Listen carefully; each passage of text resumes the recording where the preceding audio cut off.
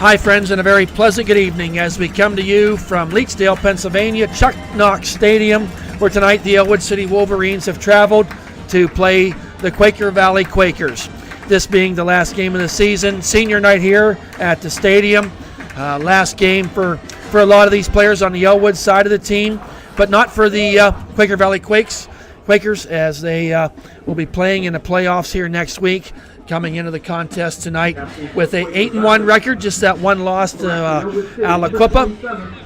The Quakers, I beg your pardon, coming in tonight, a high-powered offense, scoring 50 points, 50 touchdowns to this point this year. Some really lopsided victories here.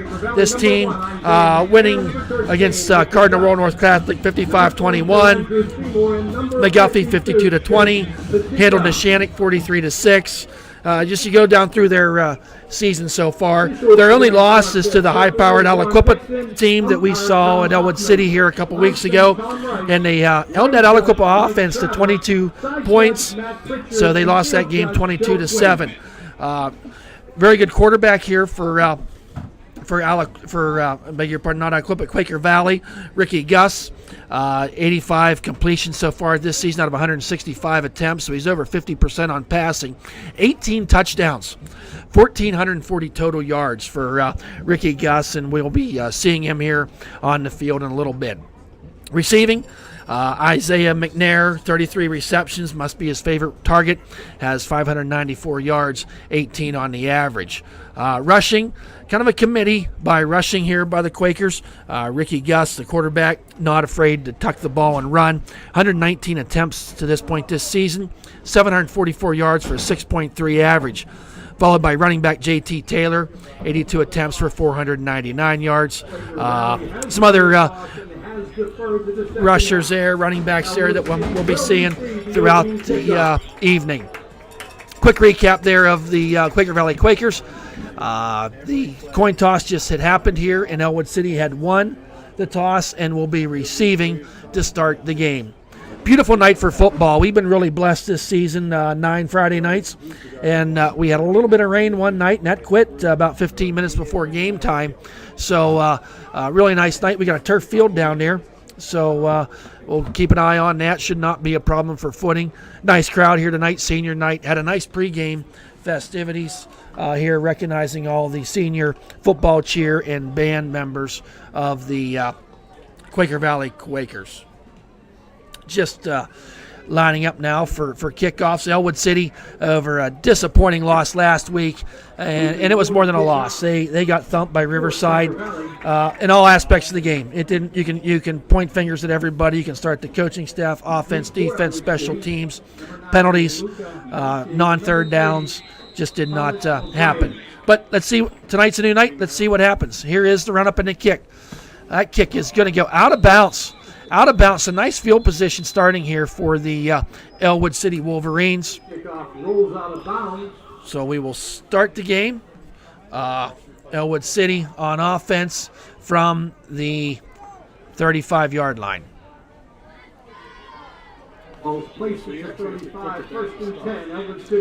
Coming out to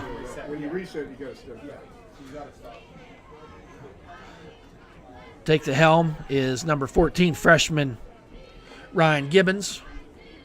A couple inactives this evening. Brady Welsh is out with the knee injury he sustained there at Derry.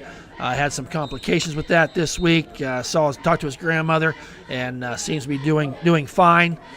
So Brady, I don't know if you're on the sidelines, but certainly a speedy recovery to Brady. Wolverines coming out 3 wide outs to the right. Got Ryan Gibbons back there, freshman quarterback. Back to pass. Throws it downfield, almost intercepted.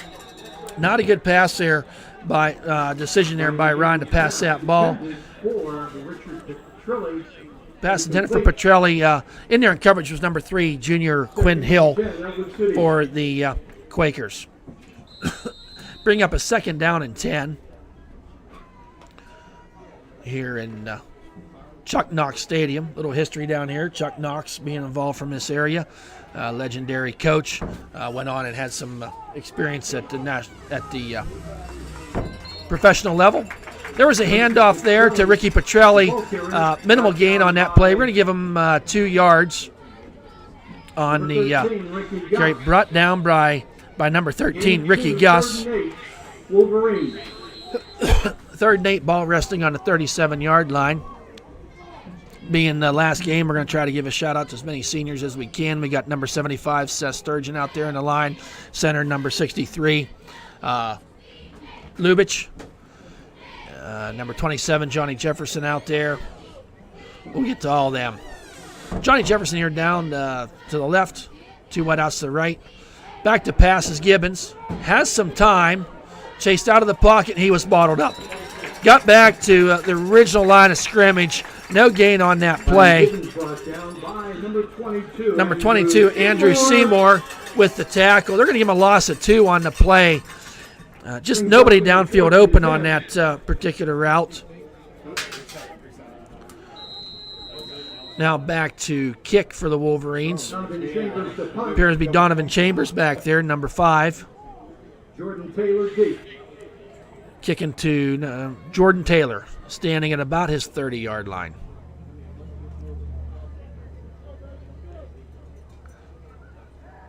Wait, snap. Oh, kind of fake.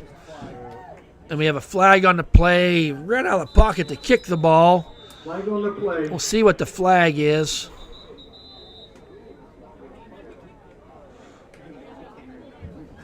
Soccer-style kicker is Donovan Chambers, and he ran out of what would be pocket to the right sidelines. Appears the Ellwood City Wolverine offense is walking backwards. Call appears to be on Ellwood City.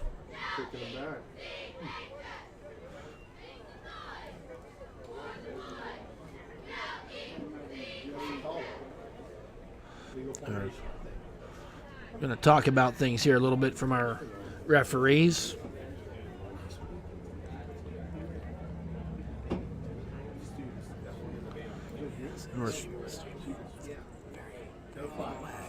Okay. They're waving that flag off. So that flag is waved off. So Quakers offense now on the field. That ball went out of bounds at the Ellwood City 29-yard line. Quaker Valley. So here we go. We're going to see this high-powered Quaker Valley offense now taking on the field.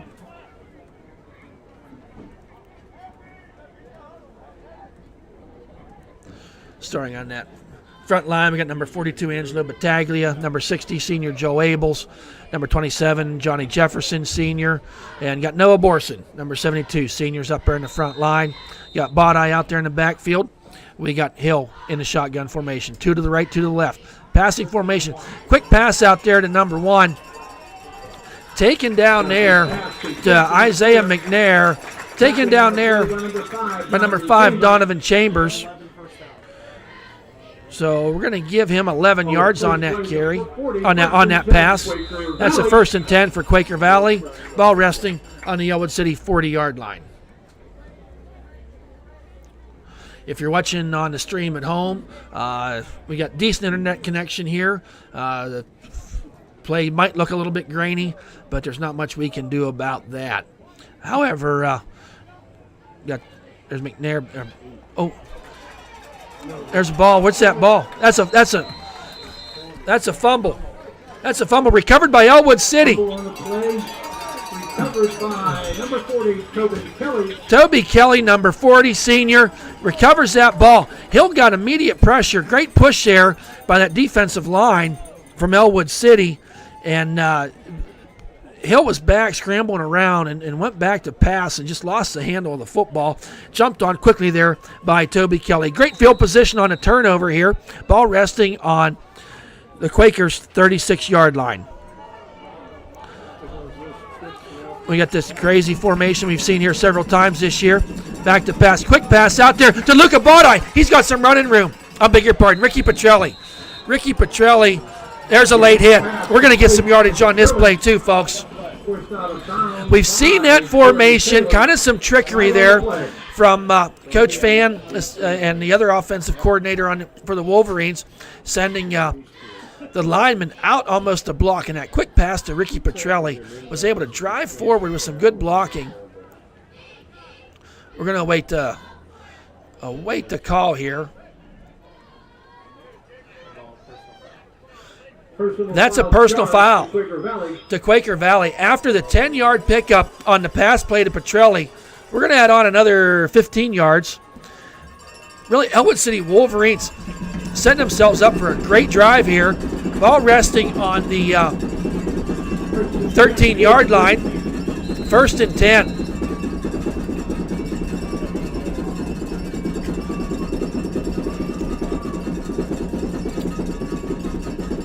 Let's see if the Wolverines can capitalize on this. Got Toby Kelly there in the backfield. Luke out to the left. There's a handoff to Toby. Driving forward there. Going to give him forward progress. Probably 2 yards. Bring up a 2nd down and 8. Tackle there made by Ricky Gus. Bringing up a 2nd and 8. 9:20 to go here in this first quarter. You would think Ellwood City would be coming into this contest tonight on the underdogs. Let's make no mistake about it. But you just have to wonder, these senior players, knowing it's there last night, just going to go out there and have some fun and see what they can do. Chambers goes in motion. There's a handoff to Donovan. He's beating around that right side. Taken down nicely there. He was just looking for a lane, but it never really materialized for Donovan. Pickup of 1. Bringing up a 3rd down and 7. 3rd and 7, Ellwood City. For Ellwood City. Ball resting on the 10-yard line. Would love to see the Wolverines get a score here. Just to come in here and take that early lead in the contest. Gibbons in a shotgun. 2 wideouts to the left, 2 to the right. Sidecar to his left. Chased out of the pocket. Fell forward. Not enough for the 1st down. Number 22, Andrew Seymour. Brought down by number 22, Andrew Seymour.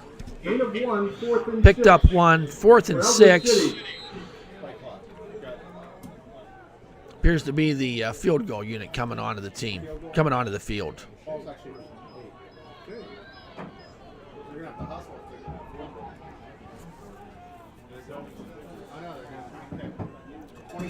Attempt to kick. Johnny Jefferson, we got 6 seconds on the play clock. Chambers with the hold. Kick is down. That kick is up and no good. Wide left. Wide left on the kick. So ball over to Quaker Valley. Ball on their 10-yard line. Brings them a 1st and 10. I beg your pardon. It's going to be laid on the 20-yard line. So missed field goal there with the turnover that Toby Kelly got. Not able to capitalize.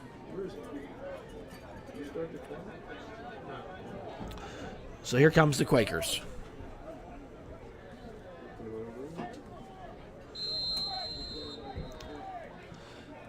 Hill in the shotgun. Back to pass. Some pressure there coming. Toby Kelly on the chase. Johnny Jefferson. There's the throw to one of the assistants on the sidelines. Incomplete. We've only seen 4 or 5 offensive plays from these Quakers, but you have to be impressed at this point how Ellwood City is showing some different sequences, maybe on the blitz, and you got to give credit to them 4-down linemen getting pressure on Hill. As we know from his stats, he's not afraid to drop the ball and run, but they've been able to contain him to this point. 2nd and 10, ball on the 20-yard line. 2 wideouts to the right, 1 to the left, tight end to the left, sidecar to his right. There's a handoff to number 8. He's got plenty of running room. Wow, forward progress. Took that ball. Taylor on the carry. On the quick handoff from Hill. Jonathan Jefferson on the Brought down by Andrew O'Brien and Johnny Jefferson. Gain of 17 on that play. gain 17. Ball taken out to the 13-10, 37-yard Quaker line. Valley. That young man, Taylor, the senior 5'8", 195-pound running back, really showed how he can move them legs. Full head of steam out of that backfield. Hill in the shotgun again. Jumped there by Wolverines, but got back in time. Handoff there again to Taylor. Coming around that right side. He cut quickly. Makes a quick cut. Looked like he was going to go further down to the right side, but quickly made that stop and cut it ahead. Toby Kelly on the stop, but not after a 14-yard gain on the play. Quaker back up to the line quickly, ready to get this next play set. Hill in the shotgun. Hand off again to Taylor. Bounces to the outside. Brought down there. Angelo Battaglia. Angelo got him out there in the backfield.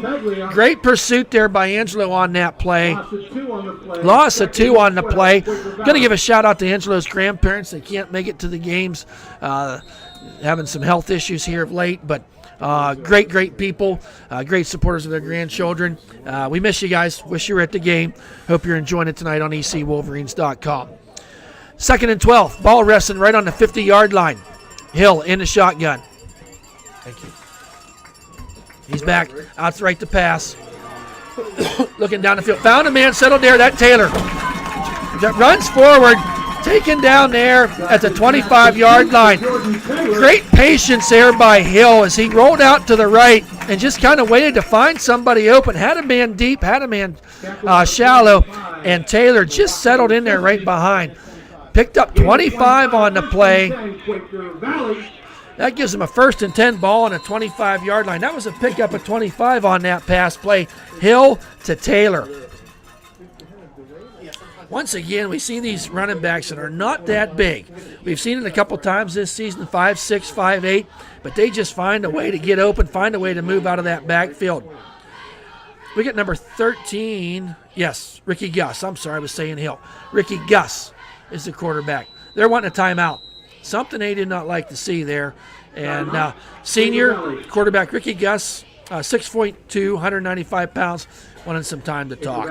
We'll be right back, folks.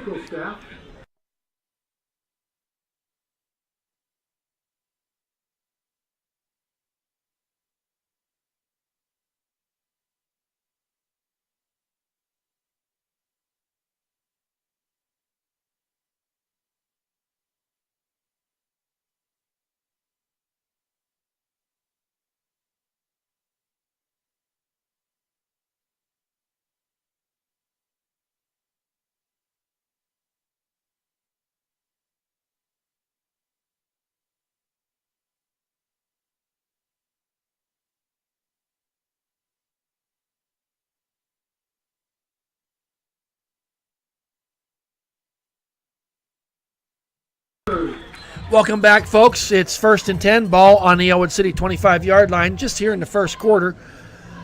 Stay tuned here between the first and second quarter. We're going to give you some standings, try to give you playoff updates as we roll throughout the evening. It's the last night of the regular football season, so a lot of playoffs. There's some playoff games going on tonight, quite honestly. Yes, back to pass. Quick pass out there to Taylor, the number 1. Oh my, he's into the end zone for a touchdown. McNair caught that ball, and I thought he stepped out of bounds. And apparently the referees did not think so, and he went into the end zone for that 25-yard touchdown score. That was Ricky Gus to number 1, Isaiah McNair. 25-yard touchdown pass, and that's a couple times on that drive. We saw them guys coming at them, what I'd call middle range receivers. They get some guys going deep, get some guys going shallow, and steps right in there. That kick is up and good. That's 7-0 with 5:47 left to go here in the first quarter. Quaker Valley 7, Ellwood City 0. That scoring drive there was an 80-yard drive, 6 plays. Quaker Valley just really marched it down the field. What, three passes and 3 runs on that drive, and 1 negative play, but the other 5 made up for all the rest. So get the Ellwood City return team out on the field as we wait the kick.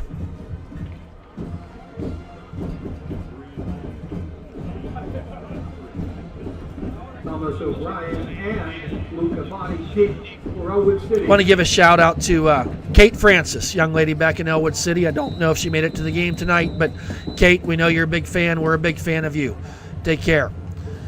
There's the kick, taken by the up man. Rocco Sesti makes first man miss up there to the 43-yard line. So nice field position as we start here for the Wolverines. Nice return by Rocco. We're going to give him 13 yards on that return as the Ellwood City offense comes out on the field.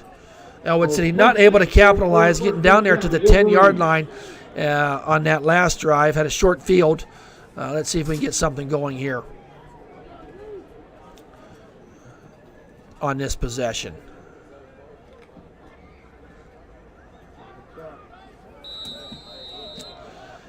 Got one wide out to the left, senior Luca Badi to the right, Donovan Chambers. Gibbons under center. Waits the snap. It's a quick pitch there, hard hit. Hard hit there. Toby Kelly got the ball, and he was hit immediately. Not sure who made the hit, but it was big. Number 6. Josh McGee with the hit. And you heard that one up here at the press box. Going to give him a gain of 1 on that play. Bring up a 2nd down and 9 for the Wolverines. Gibbons in the shotgun. Quick pass there to handoff there to Ricky Petrelli. Kind of the old Statue of Liberty play, if you will. Picked up 2 on the play, bringing up a. They're just going to give him 1. They're going to give him 1 on the play, bring up a 3rd and 8. Ball resting on the 46-yard line. Decision time here for Coach on this 3rd and 8. Need to get a first down here to the Wolverines.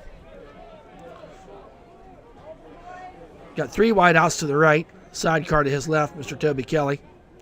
Gibbons. There's the throw out to Toby, but Toby had to dive for that ball and made the reception, but really he was just standing at the original line of scrimmage. Complete a pass, but no gain on the play, bring up a 4th down and 8 for the Wolverines. Punting situation coming on.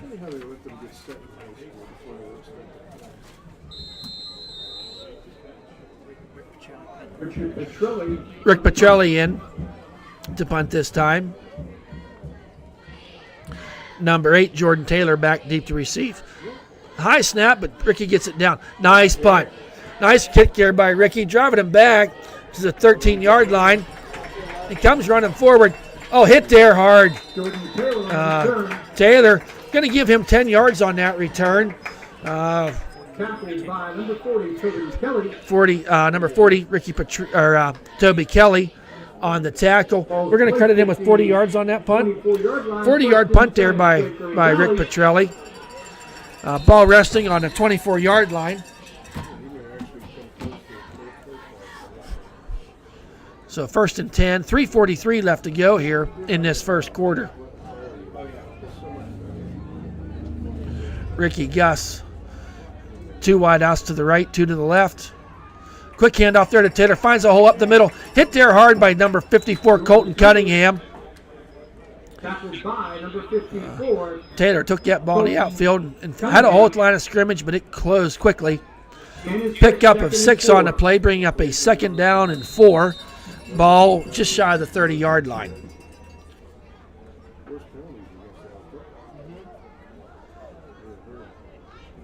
Second and 4. Gus awaits the snap. Handoff again to Taylor. Oh, met there. Stood up there first by number 60, Joel Abels. Was able to bounce off of Joel. Number 44, Storm Chambers in there to clean things up. But not after a 5-yard gain. Enough for the first down. Taylor really seems to show that he's got some drive in them legs. Gets hit hard and able to keep driving forward. 1st and 10, ball on the 35-yard line. 2 wide outs to the right, 1 to the left. Gus in the shotgun. Got some time to pass. He's going deep. Got a man down there, number 1. Big time pass play. Ricky Gus throws that ball down to the 31-yard line. McNair got behind O'Brien, and a nice arch ball there by Gus. That's a pickup of 35 on that pass play. Wow, we can't be giving them up, guys. But they did on that play. Ball resting on the 30-yard line. Quakers up to the line. Handoff to Taylor. Finds his way there. Tripped up there by number 60. Joel Abels and number 54. Credit Colton Cunningham for getting on that tackle as well. Pick up a 3. See what you're doing that inside run there with Taylor here a couple times on this drive. Just falling right over center. Not getting big yardage, but getting positive yardage on 1st down. 2 wide outs to the left, 2 to the right. There's a pass. Intercepted by O'Brien. O'Brien out to that right side. He's still running. He's on his feet going. He's at the 40. Pushed out of bounds at the 43-yard line. Great play by O'Brien. Gus tried to just that quick pass there in the middle of the field, and O'Brien read it perfectly and got that ball.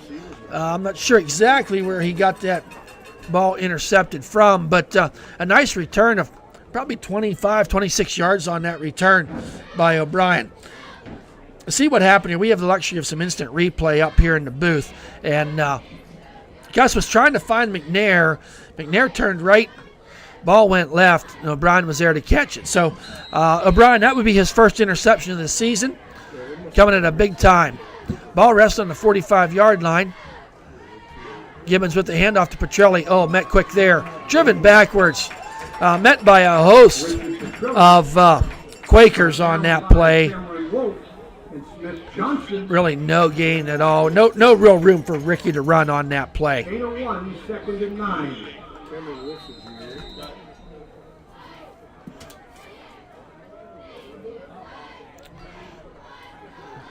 Back to pass. Finds Luca Baude at the 50. Ricky runs away from run. Luca runs away from one man. Finds his way forward. Going to give him a pickup of 14 yards on that pass play. That quick pitch out there to Baude. We've seen that several times. And his speed, he was able to get away from one and picked up probably an extra 6-8 yards on that play. Gibbons in the shotgun. Back to pass. Got some time, does he, this time? Slings that ball out there to Johnny Jefferson. Broken up there. Johnny Jefferson with that cast on his hand sometimes might make it a little hard to catch. Broken up by Johnson. Bring up a 2nd down and 10 on that. On that play on Gibbons had some time back there. We got Gibbons now coming on the field. We're going to call a timeout. That play clock was getting down there pretty low. Got a little momentum here. Probably good timeout. First timeout for the Wolverines and Coach Hand. We'll be right back, folks.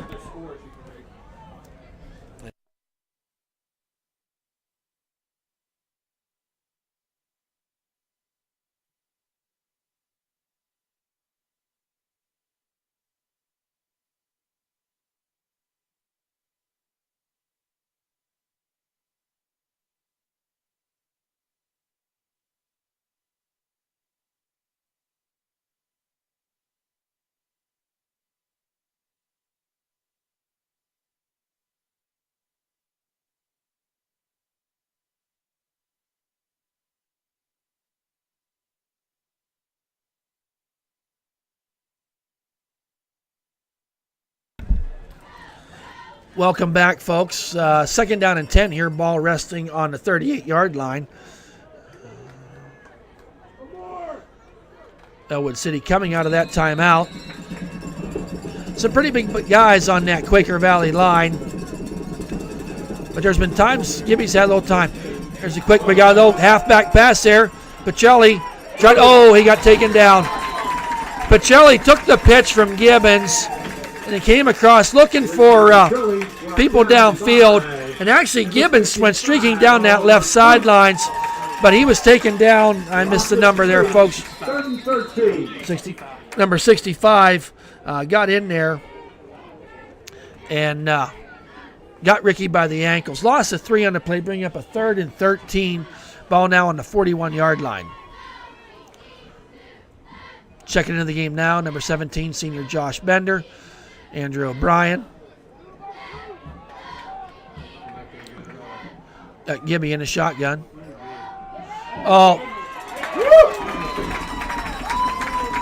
Seth Sturgeon got beat on that play like a rented mule. And that's my son, but if you screw up, you got to get pointed out. Guy just blew right past him and got into there. Loss of 6 on the play on the sack, bring up a 4th and 19. That's the end of the first quarter with Quaker Valley 7, our Ellwood City Wolverines 0. Hold on. We good to go, Mike? So we got coming to the first quarter here. We're going to get you some updates for some updates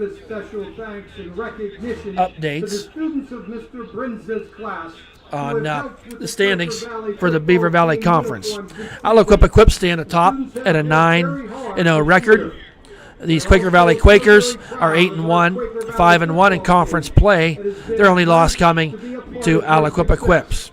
Beaver Bobcats sitting in the number 3 seed, 7-2, 4-2 in conference play. And really, Beaver controls their own destiny. If they can win tonight at Beaver Falls, and they would be favored in that game, but it's Beaver Falls. You never know what's going to happen. But the Beaver Bobcats win tonight could get them into the playoffs for this year. 14-0 Beaver against Beaver Falls at this junction. That's probably about where we're at in the end of the first quarter, or close to it. So look at them graphics there. Kind of shows you what kind of conference we got here. We got 3 teams. 2 definitely get in, and then 1 at large. And that appears to be the Beaver Bobcats tonight. We got a 4th down here in 19. Number 5, Donovan Chambers, back to punt.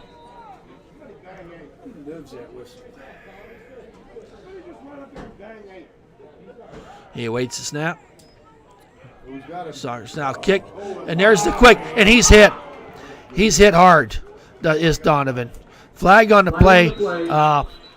Ball brought down at the 18-yard line. So we'll see if it's of the 15-yard type for roughing the punter. That was a 4th and 19, so we'll see what the call is here. But it's not going to be enough for a first down as it stands right now.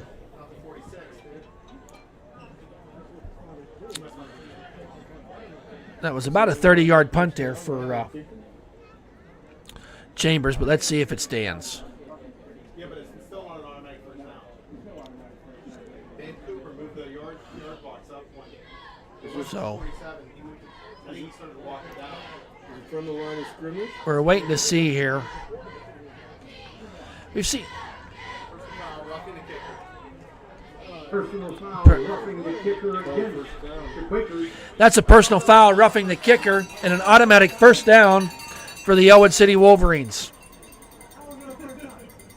I know we're not allowed and should not be hard on the refs, and I'm not here tonight to say that we are.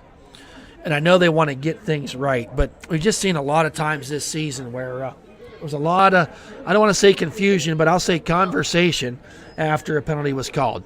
But This time they got it right because it worked out good for Ellwood City. That's a 1st and 10 for the Wolverines from the 31-yard line.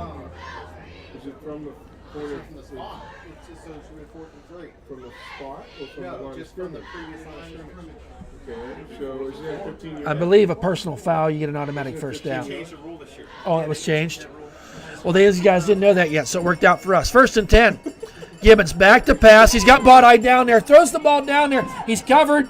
Out of bounds was Bodeye. Had the right idea. Luca, just a great wide receiver, had a great career here at Ellwood City. He's a senior. One of them guys, you throw it up there to the highest point, and usually get up and get it. But this time, just a little too much arch on that ball, taking him out of bounds. 11:21 to go here in this second quarter.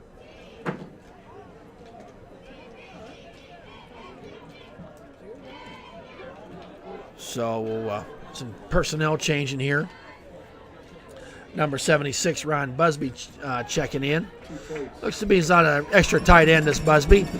Gibbons in the shotgun. Quick handoff there to Toby. Oh, taken down nicely. Nice tackle, because if Toby could have got around him, there would have been positive yardage on that play. Ricky Gus shot in from that linebacker position.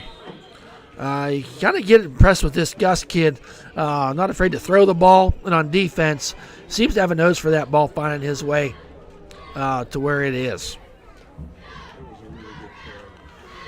So pickup of 1 on the play, bring up a 3rd and 9, ball resting on the 30-yard line. Ellwood City needs to convert a 3rd down here at some point. Gibbons back to pass. Oh! Gibby tried that pass out to Toby as Toby came out of the backfield. Number 22, Andrew Seymour, read that like a bad comic book and got his hands up there. Lucky that was not a pick 6. He got his hands up on it and wasn't able to put his mitts on it. Ball falls incomplete. 4th and 9, ball resting on a 30-yard line. Coach Hand, you know what? You're 2-7. It's senior night, last game of the year, on your 30-yard line. Why don't you go for it? Appears to be what he's going to do. Comes out here. Got 3 wideouts to the right. Back to pass. Throws it down the field. Oh, he had a man. He had 2 men. Overthrew one, underthrew the other. Ball over on downs. Just turned over on downs. Not there for Gibby to make that connection. So ball over on downs. Ball on the 30-yard line, 1st and 10. We're really not sure yet who Quaker Valley is going to play next week, are we? A lot of things need to be settled here tonight around the area. We'll get the WPIAL rankings on that. We know they will not have home field because Aliquippa. I beg your pardon, they will. I'm learning as we go here too. Yeah, top 2 seeds would have home field advantage. Gus back here in the shotgun. 2 wide out, 3 wide outs to the right. He's back to pass. Looking deep. Nice play there to Taylor. He's got blockers out front. We got a flag, though. 2 flags back there. We may have a situation. That would have been a 22-yard gain. Nice play. Tackled by O'Brien. Might have had... It took too long to get it over. Yes. In the press box up here, we're thinking legal man downfield, but our opinion does not matter until we hear from the men in stripes.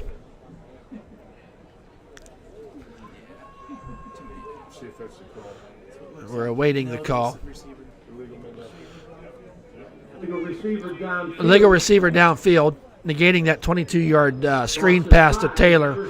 That play was well drawn up, took a little too long to develop. That way the lineman got down the field. So that's just a 5-yard penalty. We'll take that instead of the 22-yard gain, but ball resting on a 25-yard line. 1st and 15. Gus in behind center. Pitch out there to number 3. Oh, taken down quickly. Hill had some forward momentum there. Probably picked up 8 on that play. Donovan Chambers came across there, hit him pretty high, but we got a man down on the field. He took a pretty high hit there, and I think there was people underneath. So during this injury, folks, we'll be right back.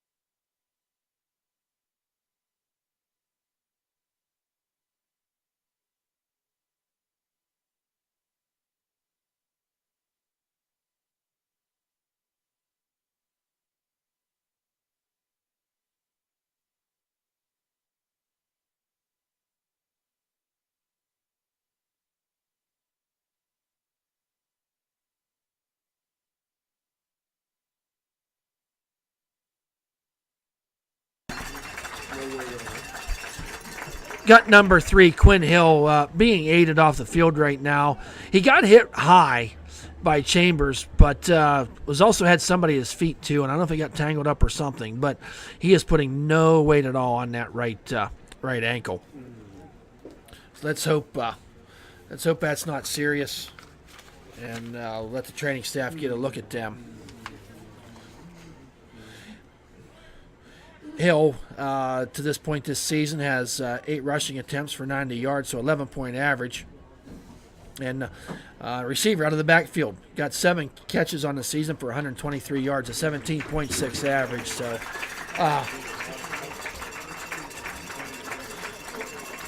So let's hope Quaker Valley can get him back next week. After tonight, we do root for our teams in the Beaver Valley Conference. So let's we want them to move on and represent the conference well, and we sure they will. Back to live action. 2nd and 7. Gus thrown out there in the backfield. Number 1, McNair, coming to the left, goes out to the right, had some blocking, driven out of bounds there at about the 50-yard line. McNair coming out there, taking a handoff, going to his left, had stiff resistance there. Eluded what would be tacklers, reversed his field to the right, and found his way going forward for a pickup of 17 on that play. So Rocco Sesti, number 24, on the tackle. Gus under center. Finding his way, number 1 is nice hit there by Ricky Petrelli. McNair on the run, rolls out there to the left side. Pickup of 2 on the play. Nice hard hit there by Ricky Petrelli, bringing up a 2nd down and 8. The one thing we haven't seen here yet tonight is Gus's legs. We haven't seen him run the ball much. Maybe hasn't needed to, but we've seen him use that arm. We see how this offense has scored 50 touchdowns this year. 2nd and 8, ball on the 48. Gus, he's back to pass. Rolls out to his right. Throws it down there. There's the interception by Ricky Petrelli. Ricky Petrelli out there in the flat. Gus threw it up there. Petrelli had his guy well covered and just made a nice catch right in his breadbasket. Ball over on the interception by Petrelli, placed at the 35-yard line. So Ellwood City winning the turnover battle here tonight, 2-0 on 2 interceptions, one by O'Brien, one by Petrelli. 3 turnovers. There was a fumble there in their first possession. So we got 3 turnovers to 0. We just need to convert a first down, folks. Gibbons in the shotgun. Quick pass out there. Ricky Petrelli hit immediately hard, but turns field, goes the other way. Turning something into nothing was Ricky Petrelli. Number 75, Seth Sturgeon, down on the field. There was a lot of hard hits down there. All right, guys, we'll be right back.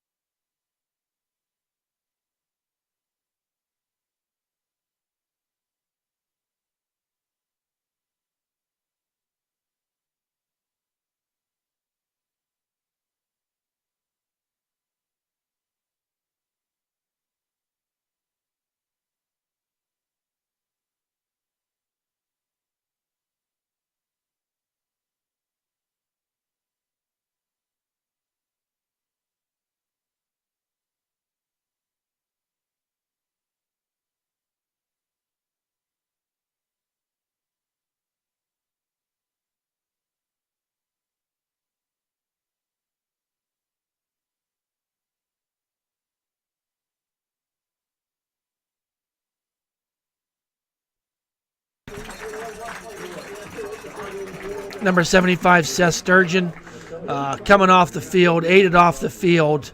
Appeared to be that left leg. Got hit kind of funny on that, but is putting some weight on it.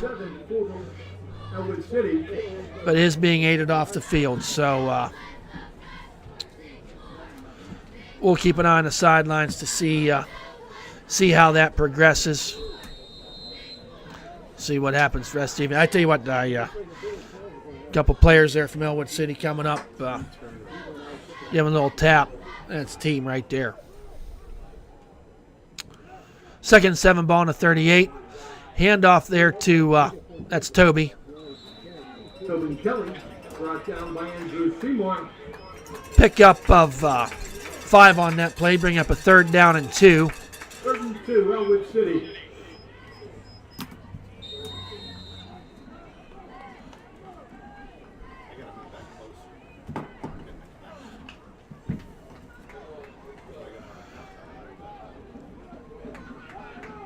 So we got O'Brien in at quarterback in the shotgun. He's that quick and drives himself forward. Second effort there. He appeared to be get caught in the backfield, but Andrew lunges forward. That's going to be enough for Ellwood City first down. Pickup of 5 on the play. Needed 4, got 5. Ball resting on the 47-yard line of Ellwood City.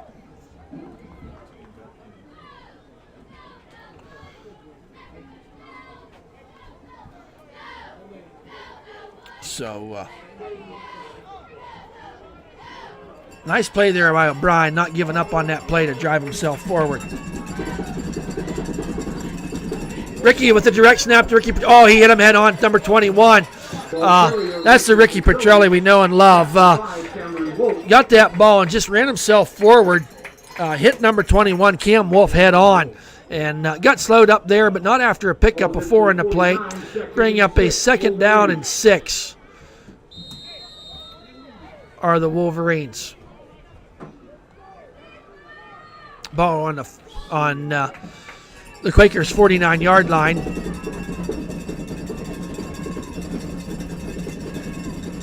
Gibbons, quick handoff there to Tobert.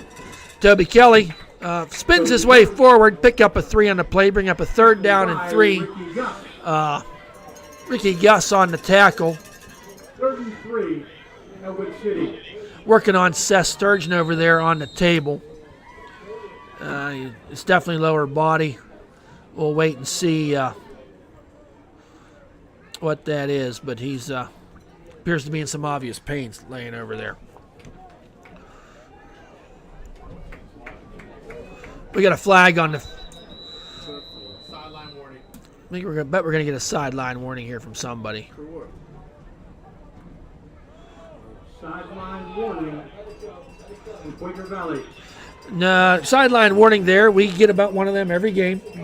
So we got that out of the way. So just a warning, folks. So no change in the spotting of the ball. 3rd and 3, ball on the 46-yard line. Big play here for the Wolverines. Direct snap to Ricky Petrelli over that left side. He needs to get there, and I think he did. I think he got enough. He needed 3, got 3.5. Will depend upon the spot, but as they Jordan Taylor. fell forward, Jordan Taylor with the stop. Hey, they got the first down. So 2 first downs here for the Wolverines. Ellwood City. 1st and 10, ball on the 43-yard line.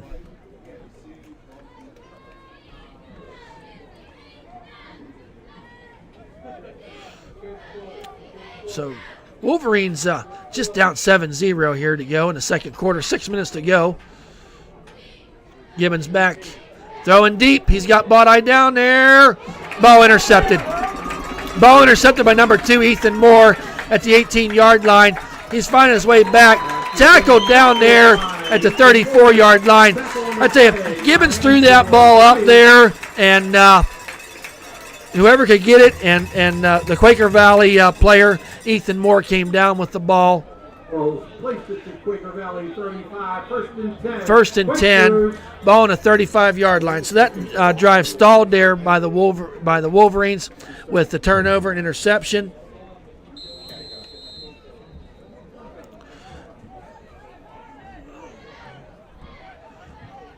We got a 1st and 10 Quakers.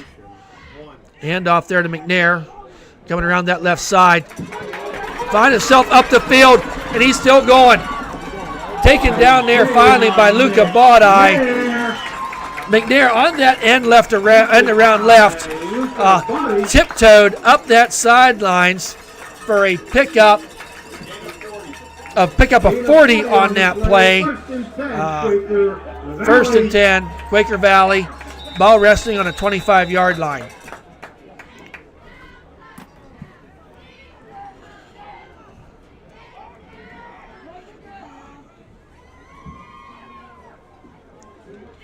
Cut it up. Oh, missed your play there. Number 2, Moore, driving them legs forward. Andrew O'Brien with the tackle. Spotting the ball at the Yeah, that's the one that's giving me trouble. 13-yard line. Pick up a 12 on the play. Bring up a 1st and 10. Quaker Valley. Quaker Valley driving here after the interception. That's all it is. Started this drive to the 35-yard line. Got down to the 13. Gus back to pass. Going out there. Finds his man. Ball was caught, but caught out of bounds. Well defended there by number 9, Luca Bodeye. Got his arm in there to break up the play, or that would have been 6. For Joe Peduzzi, complete. Pass intended for Boozy. But nice defense play there by Luca. Gus having time rolling out there to his left and sling that ball down there, but the ball falls incomplete. Bring up a 2nd and 10, ball on the 13-yard line.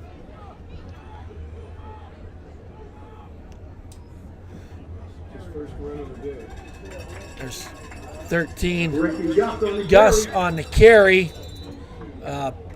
Pick up a 4 on the play. Bottled up there at the line of scrimmage. But we'll credit Noah Borson not giving up the play with the tackle.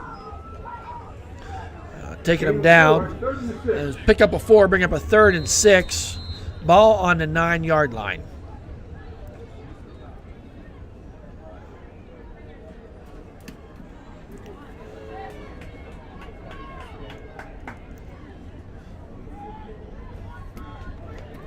Gus in the shotgun. And off there to number 8. Finds his way into the end zone. Jordan Taylor. Jordan Taylor with the touchdown. 9-yard run. 9-yard run by the Jordan Taylor. With 4:08 left to go here in the second quarter, the score is 13-0. Quakers. Do you want Grandma to go down and see?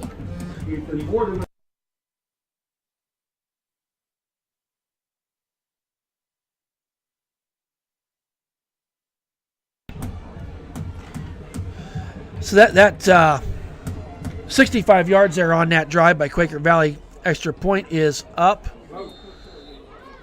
And no good. No good. Wide left. 4:08 left to go here in the second quarter. Quaker Valley 13, Ellwood City 0. We will be right back.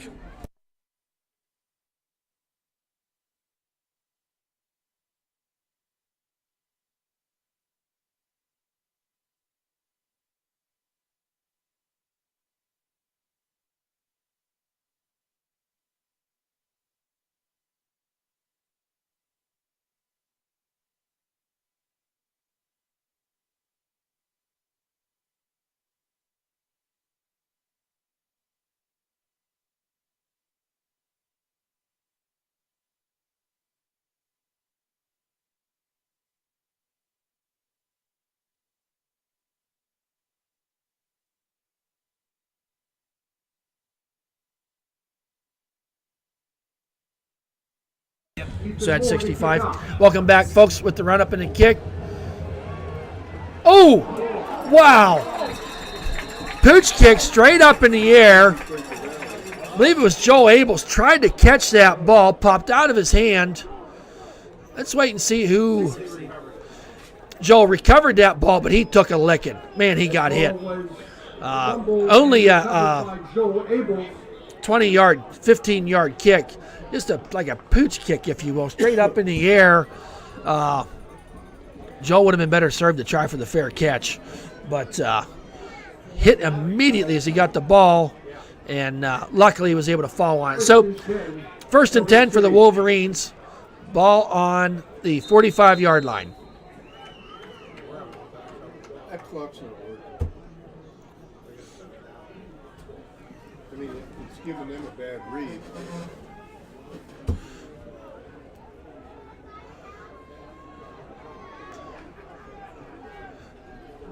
I would say line coming up. Got number 58, Dominic Spadafora. Got some issues here with the gate, with the play clock.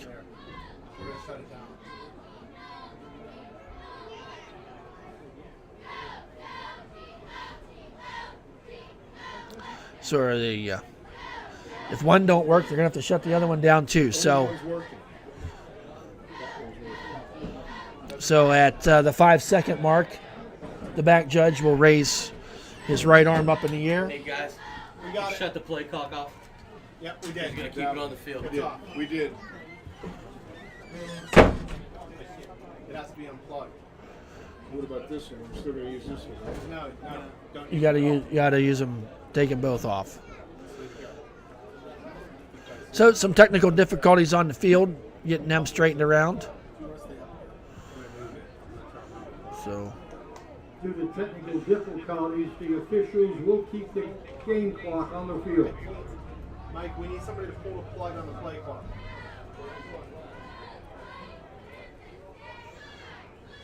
looking for somebody to walk over there and pull the plug on the game clock. Pull the plug on the play clock. So wait much longer, one of us is going to go down and do it. Told them not to disregard it. So Tony Magnelli, can you pull the plug on the play clock on your side? we're waiting here to get the play clocks shut down. Something they could probably figure out at halftime. They'll get it figured out here at the Quaker Valley Quakes. It's freezing. So it is confusing for the Pull the plugs on the play clock. but Literally unplug them. folks, just so you That guys going over? Next week, as it stands right now, we will be. Oh, we're back on, folks. Got it figured out. 1st and 10, ball on the 45-yard line. Handoff there to Chambers. Oh, he's balled up quickly. Balled up quickly by a host of Quakers. Loss on the play. Gave him forward progress. Just for a 1-yard loss on the play. Bringing up a 2nd down and 11. Ball now on the 44-yard line. 3:43 left to go here in the turning clock in this second quarter.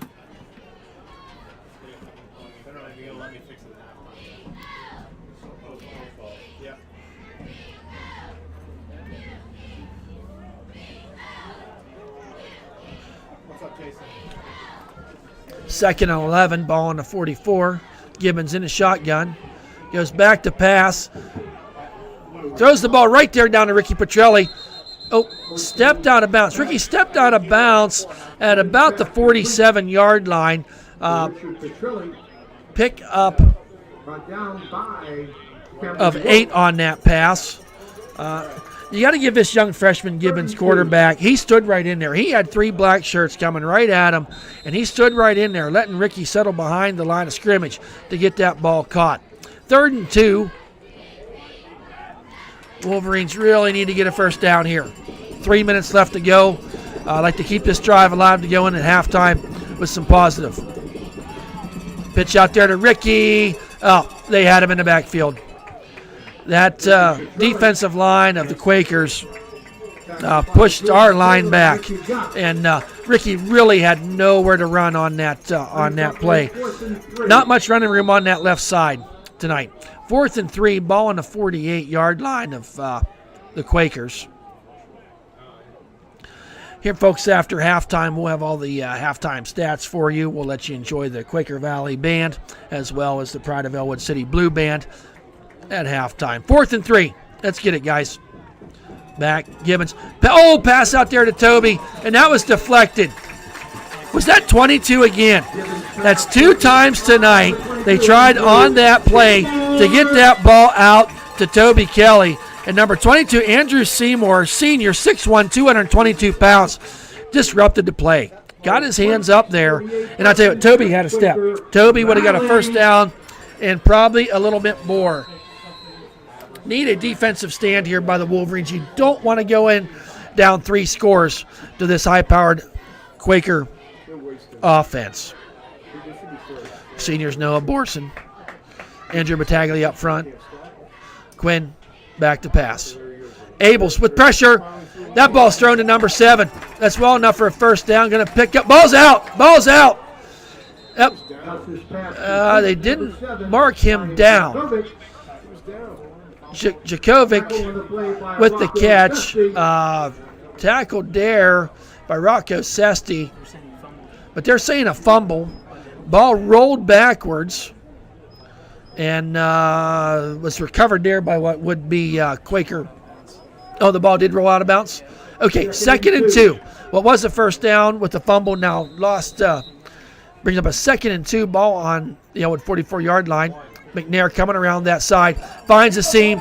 Rolls his way up there. Actually, pickup of Toby Kelly on the tackle. Got a 1st down on that play. Pickup of 5. So 1st and 10, ball on the 34-yard line. McNair, senior, shifty runner, just a junior. I beg your pardon, the senior. Finds those little seams and goes that. Quinn back to pass. Got a man down there, number 6. Hit there at the 20-yard line. Falls forward to the 18-yard line. Pickup of 22 on the play. Jakovic with the reception. Minute 25. Quaker Valley has, I believe, just 2 timeouts remaining in this half. Oh, something stopped the play. Timeout, Ellwood City. Coach Hen wanting to take a minute to talk about things.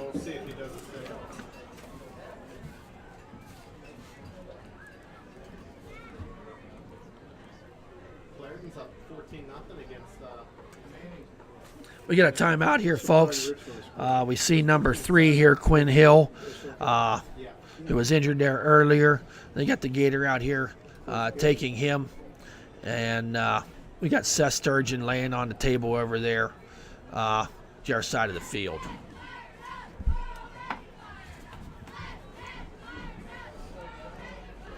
They got the kid wrapped up over there, okay?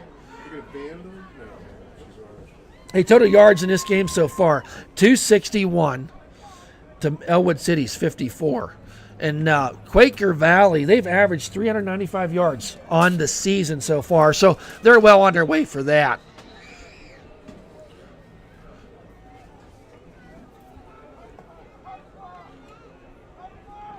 So, first and 10, ball on the 19-yard line. Back to pass. Wide. Oh, missed him. Missed him, folks. Missed him, folks. Passes pass intended for Isaiah McNair, incomplete. So, Second and I 10, got to go Quakers. because Seth's getting carded. Okay, folks, I apologize. We got just at the end here of the second quarter. My son is at Seth Sturgeon. He's hurt, and they are carting him off the field right now. I'll get back to you here as quick as I can.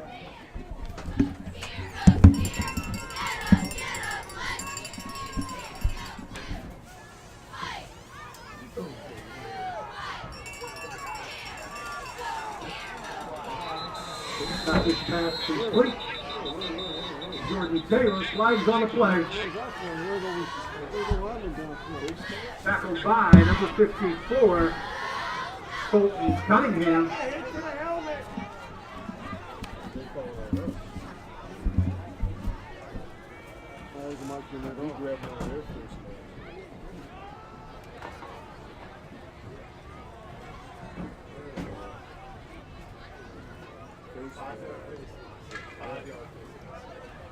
Five-yard face mask penalty against Ellwood City.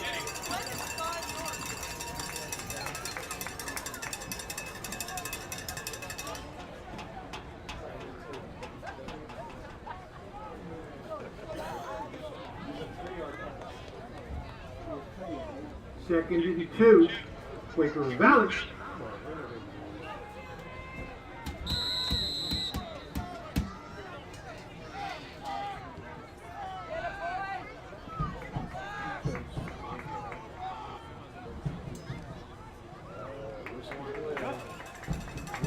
Isaiah McNair. Tackle on the play by number 8, Richard Petrelli.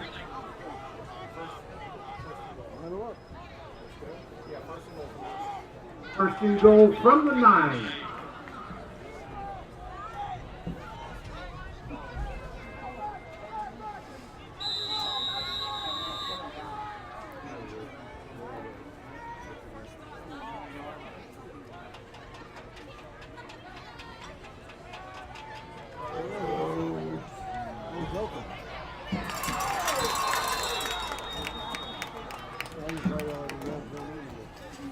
Gus's pass intended for McNair, incomplete.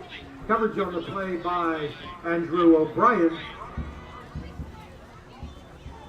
Second and 9, Quaker Valley. From the 9.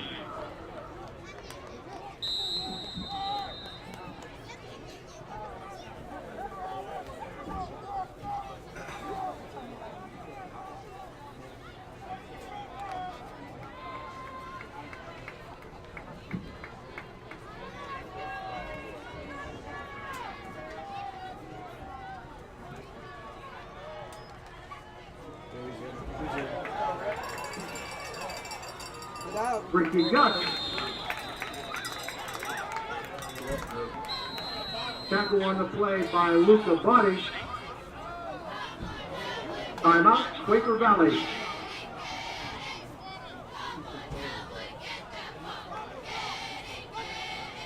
Third and goal from the 5.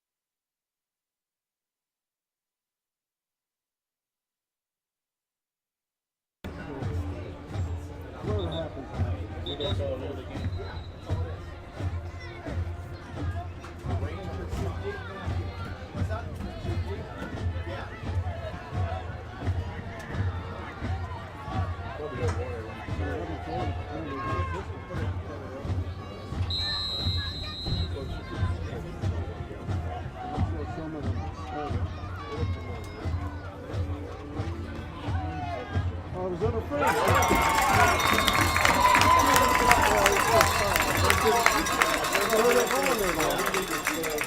Taylor takes in the Richie Gus pass, flag on the play. Correction taken in by Ryan Jakovic.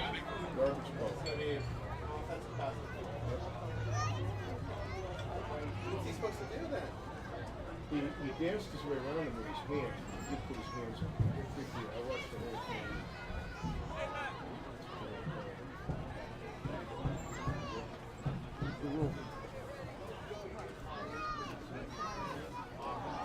Offensive pass interference charged against Quaker Valley. Come on, guys.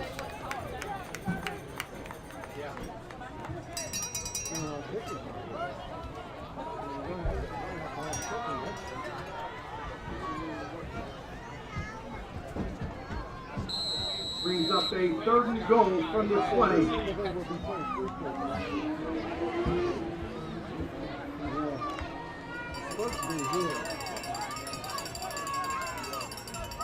I think we have to pay to get in.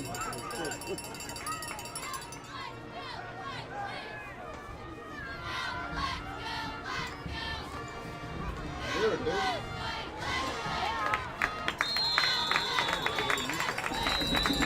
Ryan Jakovic.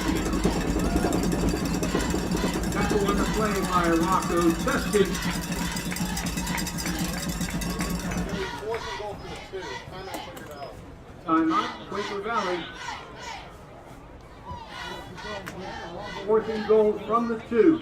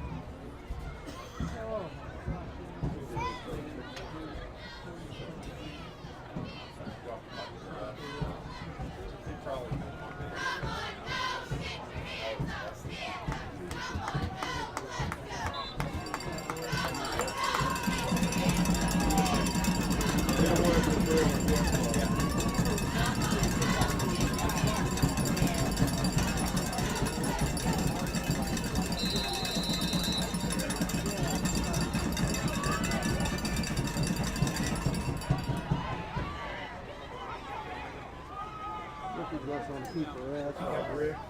He get in. Nope.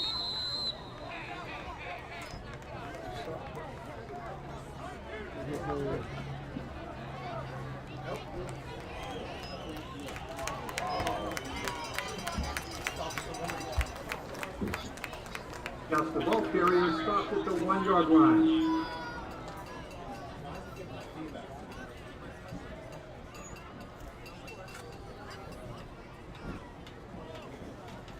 Ellwood City takes over on down from the 1.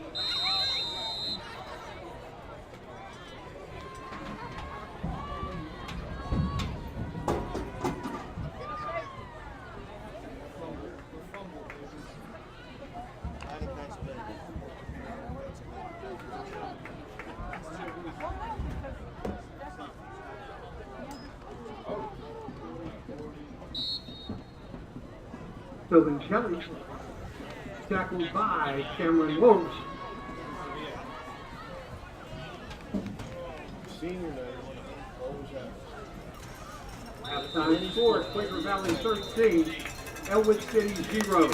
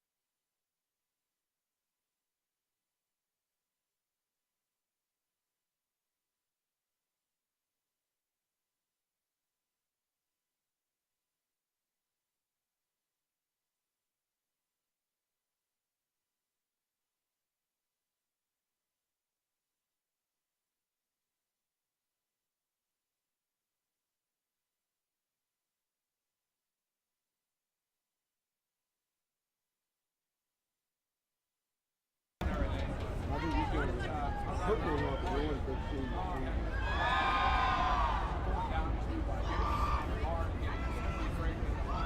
Oh, yeah. Really? Okay, so used materials, but they're brand new. He just got them and he didn't use them.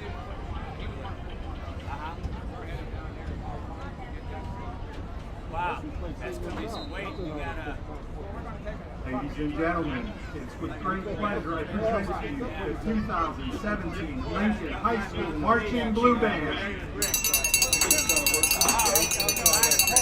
Tonight, the Blue Band opens with the 1998 Offspring hit, The Kids Aren't Alright.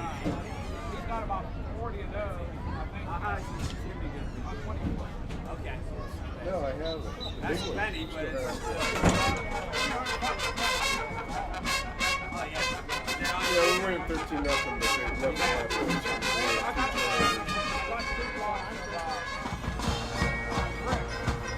Okay, fine.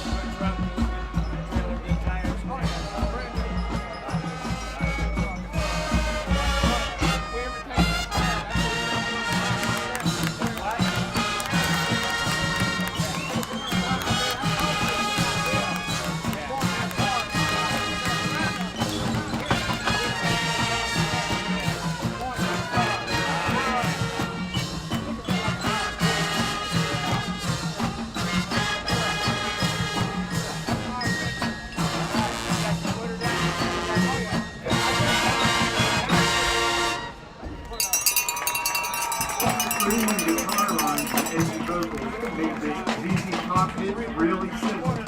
This driving rock arrangement of a sharp-dressed band is an ideal piece to feature the Blue Band dance party. Sunglasses and beards are optional, but I highly recommend it.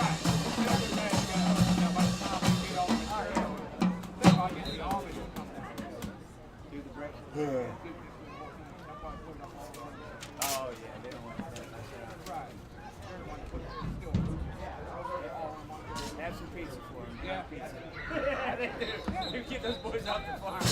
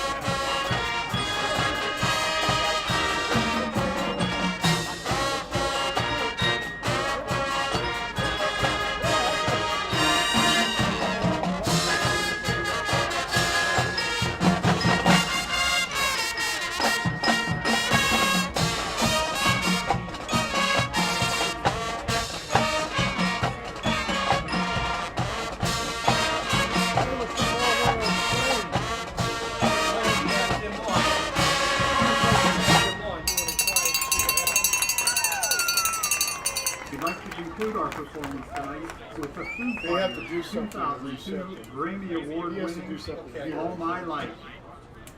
I think he'll be up.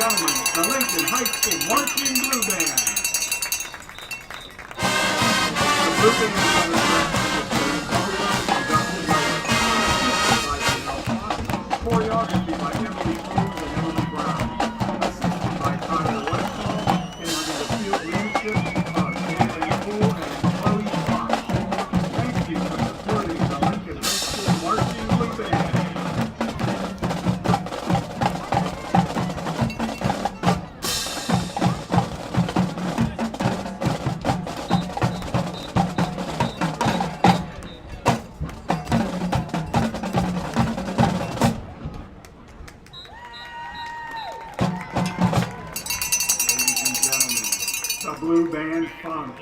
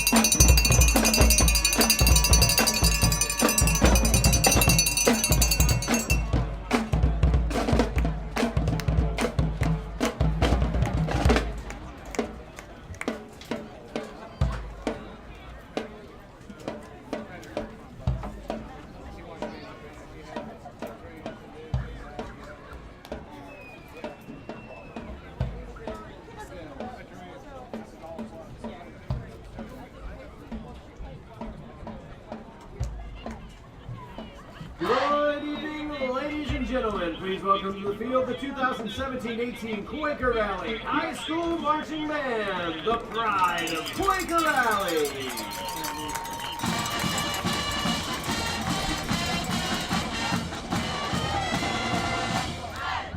The band is led on the field by drum major Catherine Rothstead.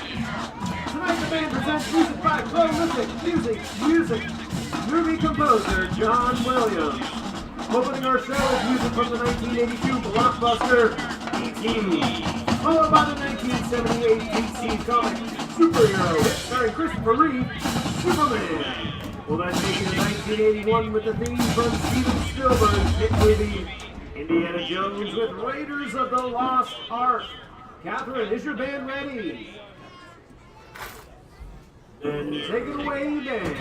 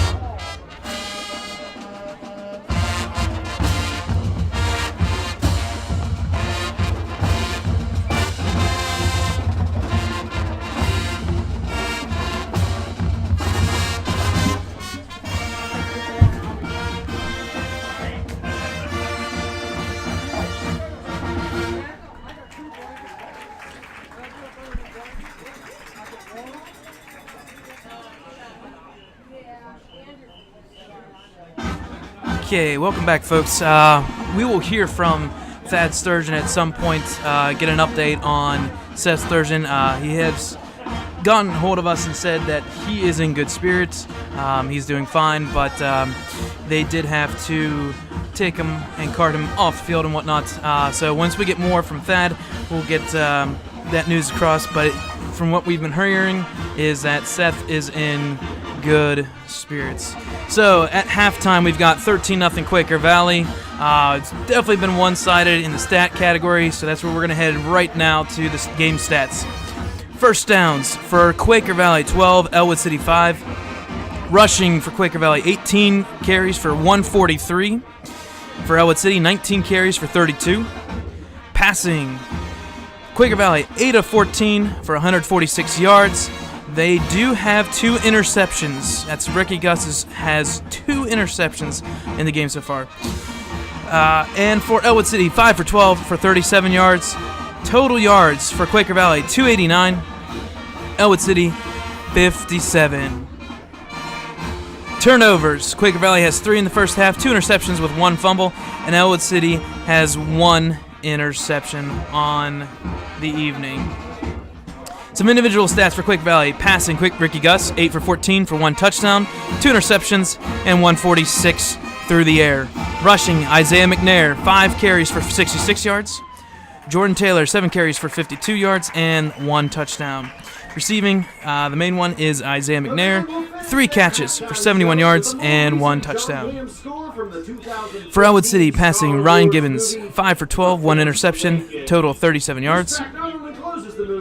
Rushing, Toby Kelly, 6 rushes for 15 yards. That rushing game has been real tough for Ellwood City. They're having to try and do things outside, left end, right end, but unfortunately nothing's happening up the middle. Receiving for Ellwood City, Luca Bada, 2 catches for 19 yards. So there are your halftime stats for Quaker Valley and Ellwood City. Some out-of-town scores. 3A complications are arising for 3A playoffs. McGuffey leads at halftime over Derry, 28-26. If Derry wins, that would set up a South Park and Beaver winner gets in that wild card. With Derry losing, McGuffey just changes the entire implication of the entire 3A conference. Beaver's cruising by. Beaver follows 41-0. So if there has to be some type of Gardner system or some type of point system, Beaver will get another +10 tonight for the win. Again, the Gardner system is a little bit different than the actual total points, so they will get +10. Rochester's up on Western Beaver 8-0 at halftime. Laurel's cruising by Carleton 42-7. Freeport is leading Valley 21-0 at half. Keystone Oaks is beating Seton LaSalle 14-3. Keystone Oaks has actually been eliminated, but Seton LaSalle is trying to vie for that first, or quote-unquote, first overall seed. Looks like they may be dropping to the number 3 overall ranked number 1 seed in the 3A conference playoffs. A couple other scores. Aliquippa 47-0 over at Hopewell. No doubt there, Aliquippa will be your 3A number 1 ranked team in the playoffs next week. Newcastle's leading Blackhawk 35-0. That's a good win. Good one for Newcastle. Looks like they will go into the 4A playoffs riding on a good note. Finally, an upset alert in single A class. This is a big one. Clairton 14, Jeanette 0. So that is a big upset. Jeanette looking to go and have go undefeated into the playoffs, and unfortunately Clairton, who has had a rough go at it this season, unfortunately is down 14-0. So we'll come back here right from a little break at halftime, and we will get you the second half of Quaker Valley versus Ellwood City.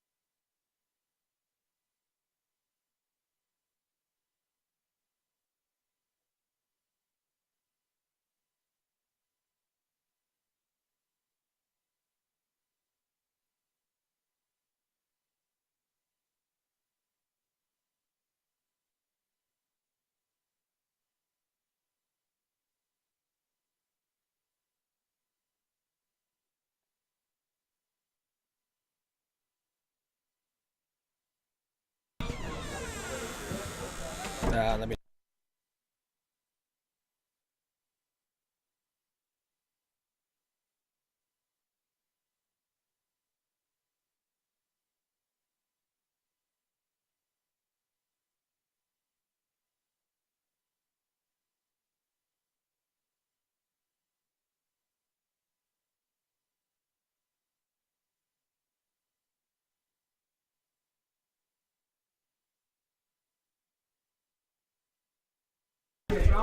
Welcome back, folks, here. Thank you to our producer, Brad Windhorst, for catching in. We're back at the field here. Game on at halftime. Squib kick there by the Wolverines. We saw that kind of kickoff a few weeks ago at Valley, and thankfully, the outcome of this game much better. The excuse me. Back here, 13-0. Thanks to Brad Windhorst. That was my son, Seth Sturgeon. It was carted off the sidelines. Happy to report it was just an upper thigh contusion. I will tell you his right leg is twice as big as his left leg, but nothing broke. He will not be returning to the game. Back to live action, number 13, handoff there to number 8. Around that right side, he's got running room. Going up there to the 45-yard line. Jordan Taylor. I beg your pardon. Yes, Jordan Taylor with the run. Pickup of 20 on that play. I'm not sure where the ball was. Back to the 45-yard line. Gain of 18 on that play. Ball on the 45-yard line of Ellwood City. So Seth Sturgeon not returning to action tonight, but he is on the sidelines of street clothes with a leg wrapped up in ice. Gus in the shotgun. Rolling out there. He keeps it himself on the option. Slips away from 2, 3, 4, 5, 6 Wolverines. Taken down there all the way down to the 16-yard line. Brought down by Andrew O'Brien. Gain of 30 on that play.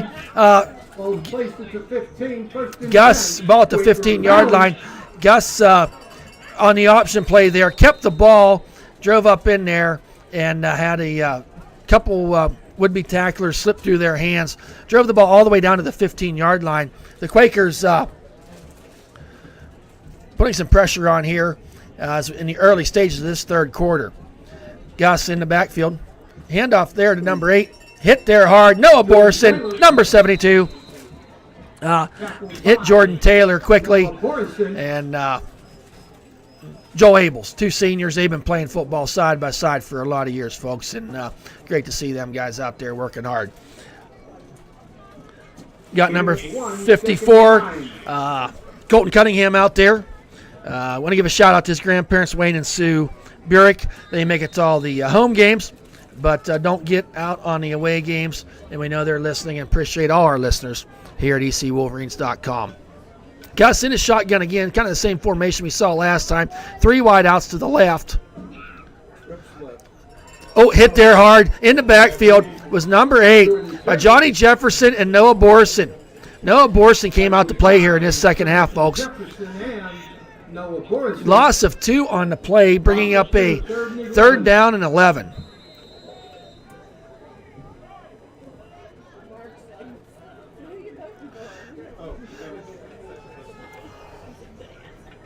Gus in the shotgun. 3 wide outs to the left, 1 to the right from the 16-yard line. Back to pass. Finds a man down through there, and we got a flag.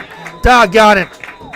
Gus threw a bullet down there to number 7, Ryan Jakovic, and Rocco Sesti was there in coverage.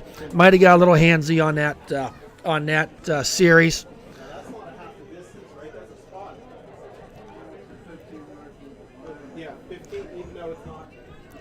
Oh, wait the call. Pass interference against Ellwood City. That's an automatic first down, and the ball will be spotted. Now you did half the distance. Yes, half the distance to the goal. Ball spotted on the 8-yard line. So first and goal here for the Quakers. Coming out here in this third quarter, guns a-blazing. You would think going into the halftime, Coach Hand would have been happy with that 13. Not happy, but wait, back to play. Got his man out there. Overthrew number 8. Gus had number 8 out there in the flat, Jordan Taylor, and just overthrew him. Had to throw that ball over the what would be defender of the Wolverines. But this high-powered offense of Quaker Valley, averaging 6-7 touchdowns a game, to hold them to 2 scores here in the first half. Ellwood City's still in this game at 13-0, but an important stop here for the Wolverines. I remember right on the stat sheet, the Quaker Valley has not attempted a field goal, or have not had any field goals made this year. I shouldn't say that. I know they have no points off of field goals. Brings up a first and goal from the 4. Wait, there was a penalty on that play too. First and goal from the 4. Good night. Gus in the shotgun. He's going to run out there to the left side, and he's got a blocker in Taylor. Taylor makes that block, and into the end zone goes Gus for the 4-yard touchdown run. That brings the score 19-0, Quaker Valley. That drive started on their own 40-yard line, and series of plays down the field, some running that was aided by the pass interference on a 3rd down play, getting them ball down to first and goal. So we're 19-0 at the 10:08 mark here in the 3rd quarter. It appears that Quaker Valley is going to go for 2. And do we have the game clocks, the time, play clocks are going on. So we got that solved there at halftime. Wait. We got a stoppage. Timeout, Quaker Valley. Something there in the formation that their head coach wanted to talk about.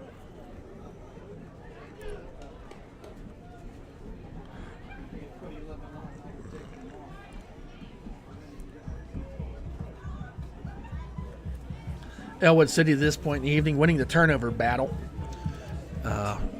Quaker Valley having 3, Ellwood City have 1. But unfortunately, Ellwood City not able to capitalize on those turnovers. Kind of the mantra for the season as we look back. You got 3rd down conversions. Have been an issue for the Wolverines, and was again here tonight. But that brings us.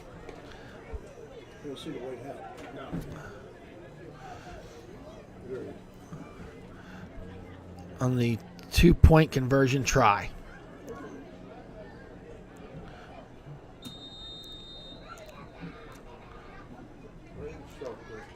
In the shotgun is Gus. Close it and finds room. Found a man right there. That 2-point conversion is good to number 8, Jordan Taylor, one of Gus's favorite receivers tonight. And that completes the 2-point conversion. That's going to bring our score to 21-0 with 10:08 left to go here in the 3rd quarter. We're going to take a quick timeout.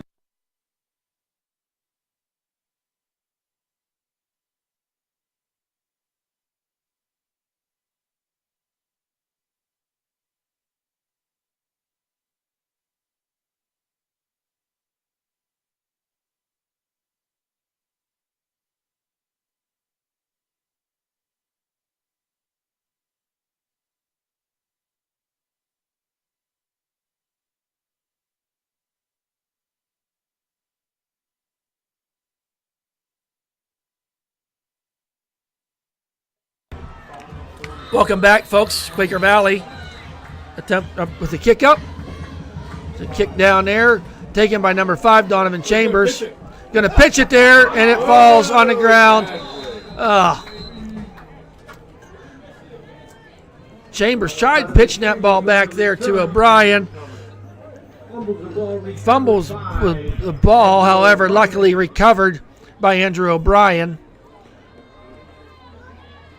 So that gives the Wolverines 1st and 10, ball on the 29-yard line.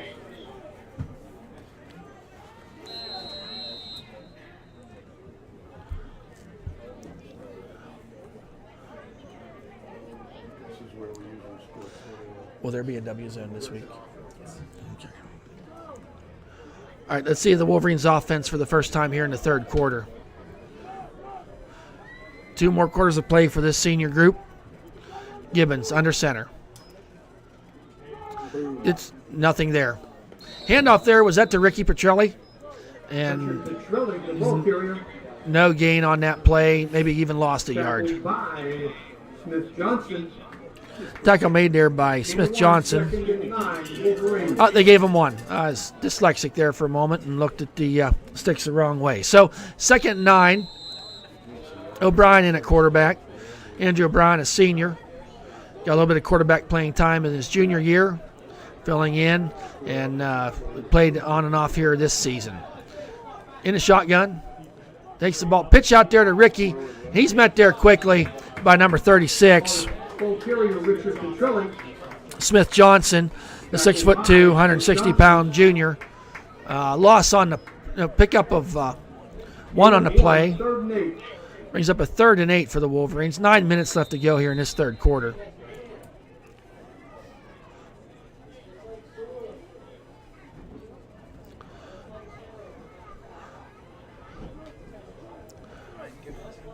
Ryan Gibbons back in at quarterback on this 3rd and 8 play. Ball on the 31-yard line of the Wolverines.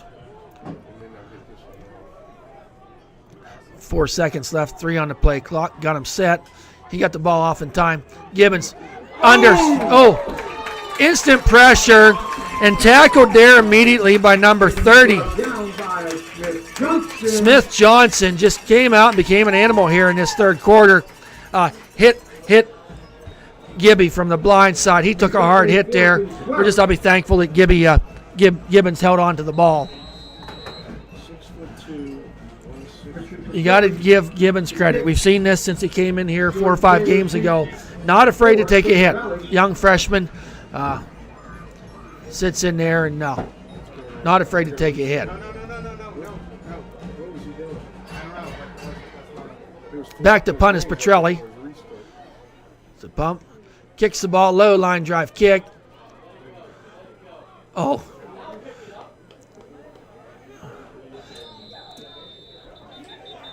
O'Brien, the kick, and down by O'Brien at the 38-yard line. Question on the spot there. O'Brien did run into the ball as it fell. They're going to back that ball up. Yes, at the 38-yard line. So that kick netted 35 yards for Ricky. Correction, 37-yard line. 1st and 10. 1st and 10 for the Quaker Valley from the they mark it at the 37-yard line. Stay tuned after the game, folks. We're going to have all the updated scores from around the area, some final stats for you. Yes, back to pass. Looking deep downfield. Found a man there. Number 7, Ryan Jakovich, following himself forward up to the 48-yard line. Pickup of 19 on that play into Ellwood City territory. It's been a pretty popular connection there tonight. Gus to Jakovich. Out Ellwood City, 1st and 10, Quaker 1st and Valley. 10, Quaker Valley. Quaker Valley really come out here offensively in this 3rd quarter. All guns a-blazing.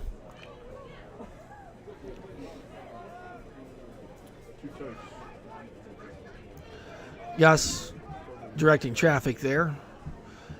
Gets everyone set. Comes in motion. Gus back to pass. Pressured there by number 20. Oh, he eludes that. He's going to run out there to the left side. Wow. What thought was going to be hit in the backfield. He eluded 2 Ellwood City oncoming tacklers. Scampers to the left, the wide side of the field. Pushed out of bounds there at the 41-yard line. Pick up a 6 on that play, bringing up a 2nd down and 4. Didn't see Gus run the ball as much there in the first half. Come out here in the second half and have run. And that was a designed pass play, and he just eluded everybody and got out of there. Shows his athleticism. 2nd and 5, ball on the 42-yard line.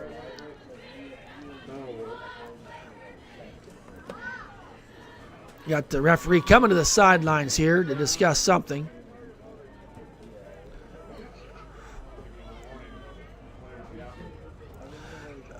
I think Just reading between the lines here, I think they're getting a little tired of the chatter going back and forth from team to team. So we'll wait and see what has happened. Both benches have been warned. So you got to give the referees credit for stopping something. We all know what happened at Valley. We don't need a repeat of that. Gus in a shotgun. Handoff there to number 2. Coming in from that position nicely was number 3, Andrew O'Brien. Taking down Ethan Moore. Very minimal gain. Loss of yardage on that play. Loss of 2. Andrew coming from that cornerback position. Read that play great. And made the tackler in that backfield. Bring up a 3rd and 7 now. Ball on the 44-yard line.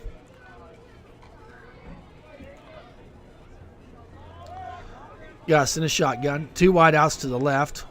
2 to the right. Sets a man in motion. Gets the snap. Rolling out to his right.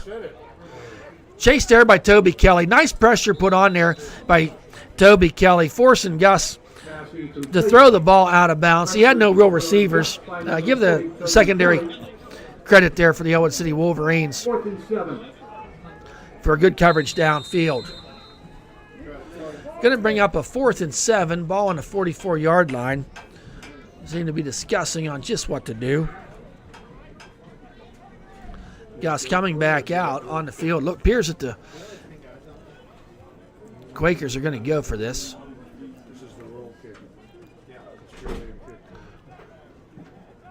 Us with the snap. He rolls out. There's the kick. High kick up in the air. Fair caught there by number 9, Luca Bodai at the 20-yard line. So kind of a pooch kick, if you want to call it that. 24 yards on that punt. Kind of go back to the old Cordell Stewart days. Our producer, Brad Windhorse, is too young to remember those days, but that's something the Steelers used to do years ago. 1st and 10, ball on the 20-yard line for the Wolverines offense coming out on the field. Gibbons under center. The direct handoff there to Toby Kelly. Trying over that right side. Going to give him a pickup of 3 on that play. Cameron Wolf and Ethan Moore on the tackle. 2nd and 7. Ball on the 20-yard line. 5:50 to go on a rolling clock here in the contest, in the 3rd quarter.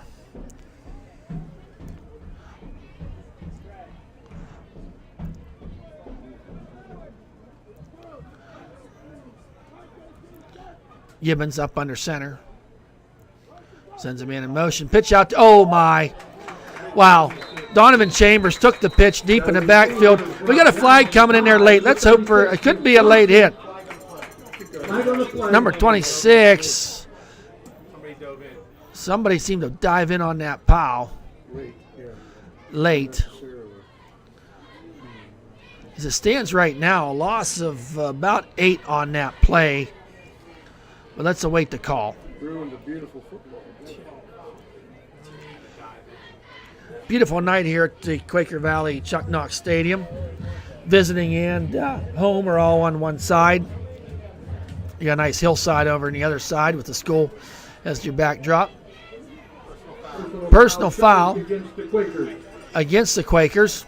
They're going to march off 15 yards. So that spots the ball at the 30-yard line. And that is a Ellwood City first down. 1st and 10, Ellwood City.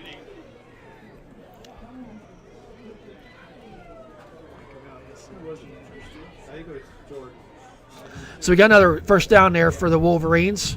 I think they're up to 6 or 7 for the evening. 6. And Quaker Valley has 17 to this point.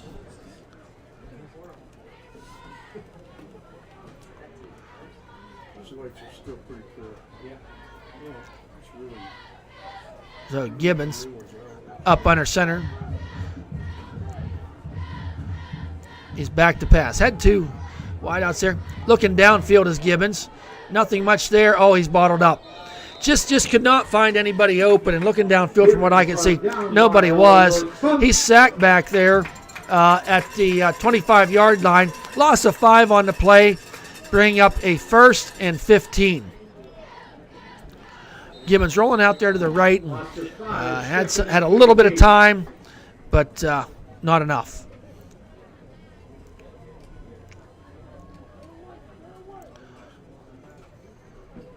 So we'll wait and see. Have another stoppage in play here. As we wait, Gibbons coming into the huddle. Just 5 seconds left on the play clock. They're not going to get this unless they call a timeout. Yep, they did.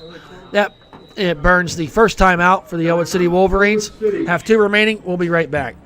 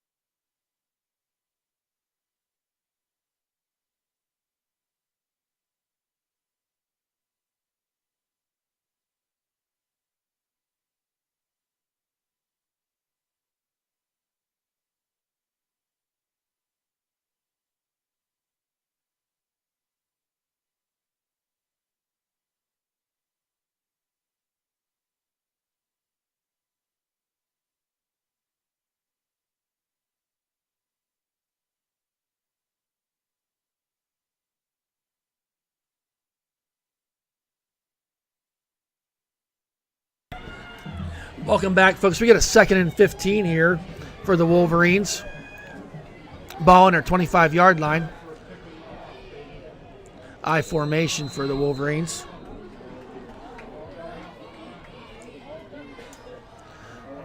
Back goes Ricky. Halfback pass. Yeah, he threw the ball a bit short. Had the right idea, but the ball came up short on the pass to Chambers. Chambers incomplete. Coverage by Easton Moore. So, 3rd and 15.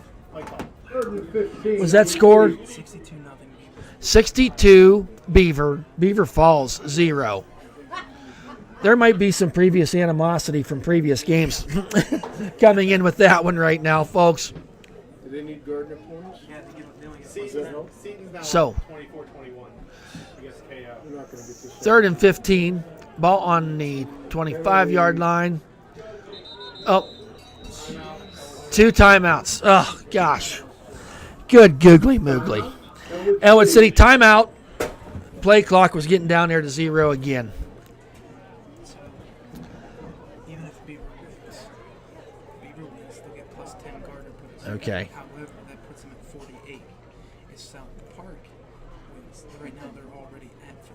So if South Park wins, there could be an issue there. Okay. Just updated here. South Park, and they are losing, or they are winning? They are winning right now. If South Park wins, Beaver's chances of getting into the playoffs are dwindling. And if Derry loses, then Beaver has to get in by Gardner points, and we're not going to get into the Gardner point system yet here tonight, because if you got that figured out, you got one up on me. Nonetheless, coming out of that timeout, that's 2 timeouts on this drive that the Wolverines have had to take to avoid a delay of game penalty. But it's 3rd and 15, 4 minutes and 12 seconds left to go in this third quarter. Gibbons under center, got 2 wideouts to the left, 2 wideouts to the right. I beg your pardon, he's in a shotgun. Waits to snap, back to pass. Quick pass there to, Luca. Just had the ball there in his hands. It was slightly behind him, and ball falls incomplete. That brings up 4th and 15, ball on the 25-yard line. 4th and 15. So we'll get into a punting formation here for the Wolverines. Ricky Petrelli back to punt the ball. Jordan Taylor, number 8. Important man in this Quaker Valley offense. There's the kick. Line drive kick. He's going to let it go. And down at the 25-yard line. So that was a 50-yard punt by Rick Petrelli. Ball down by Toby Kelly. So that brings out Quaker Valley. 1st and 10, ball on the 25-yard line.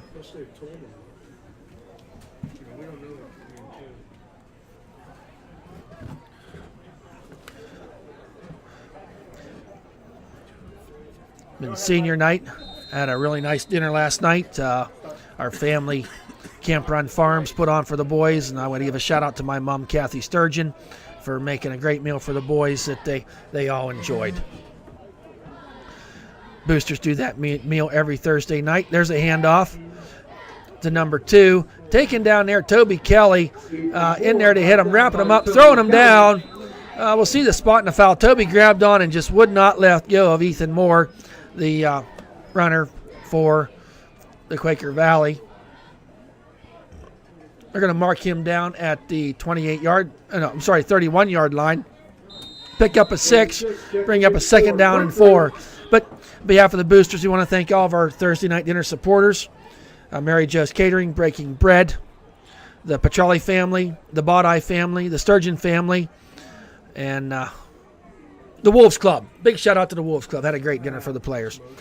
Gus, handoff there to number 1. Hit there hard by number 24, Rocco Sesti. Minimum gain on the play. Number 24, Rocco Sesti. We say his name quite a bit throughout the course of the season. Just a junior. Going to be fun to watch next year. He lettered last year as a 10th grader. He's definitely going to letter again this year. A bright spot there for the Wolverines as we not looking forward to next season yet, but we're about a quarter and 2 minutes and 45 seconds away from doing that.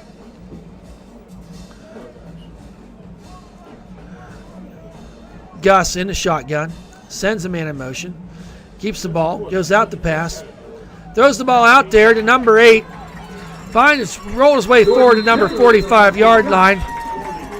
Jordan Taylor once again, Gus has pretty good accuracy. Just placed that ball right over the top of Toby Kelly into the hands of Taylor.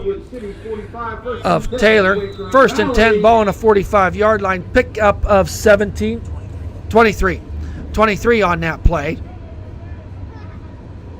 Down here in the valley, and you get to hear the trains go by as you take the game in. Ball on the 45-yard line. Gus in the shotgun again. Handoff there to Taylor. Driving himself forward over that right side. Same formation as we saw the last time. Just ran a little different play out of that. Colton Cunningham, number 54, another junior. He will probably end up being the season's leading tackler. Toby Kelly out there for 4 games with a concussion. Led the team in tackles last year. The 2nd and 3 here, ball on the 38-yard line. Minute and a half left to go in this third quarter. Timeout taken there by the Quakers. Timeout taken. We'll be right back, folks.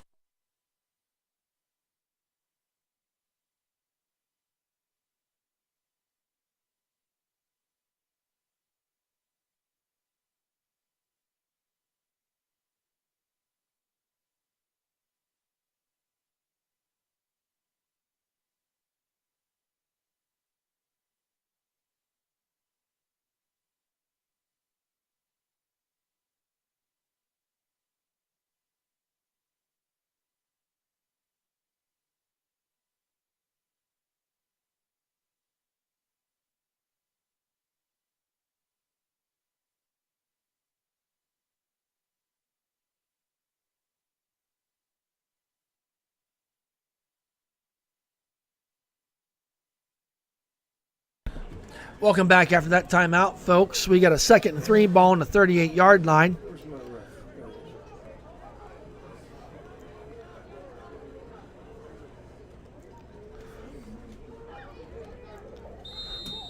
Ellwood City getting another player out there in the field. Gus under center. Pitch out there to Isaiah McNair.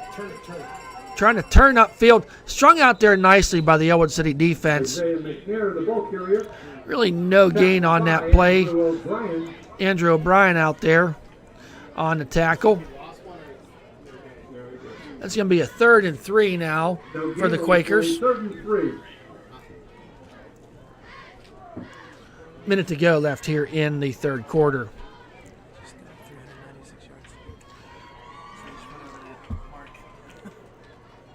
The Quakers right now at 396 yards. That's their season average. And we got a quarter to play yet. But seeing this team play, a lot of weapons that they have. And you got it starts with that quarterback, Gus. Isaac Gus, that is. And able to throw the ball and move the ball with his legs as well. Gus sends a man in motion. Hand off there to number 2. Turns it upfield this time. Got positive yardage. Ethan Moore on the run. Going to give him a pickup of 8 on that play. Needed 3 for the first down. Got 8. 1st and 10. Quakers. Ball on the 30-yard line. They will need to run a play. There's about 2 seconds difference here between the play clock and time remaining in this 3rd quarter.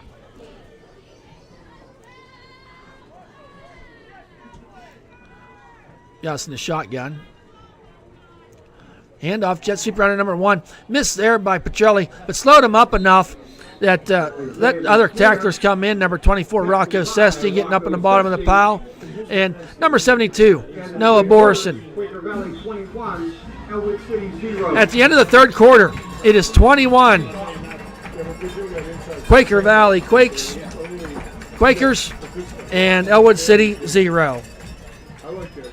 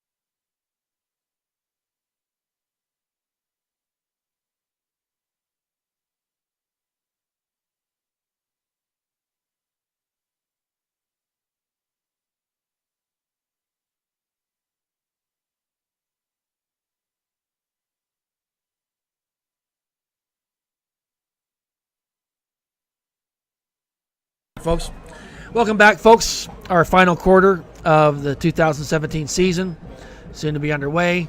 2nd and 12, ball on the 32-yard line. Quakers again driving.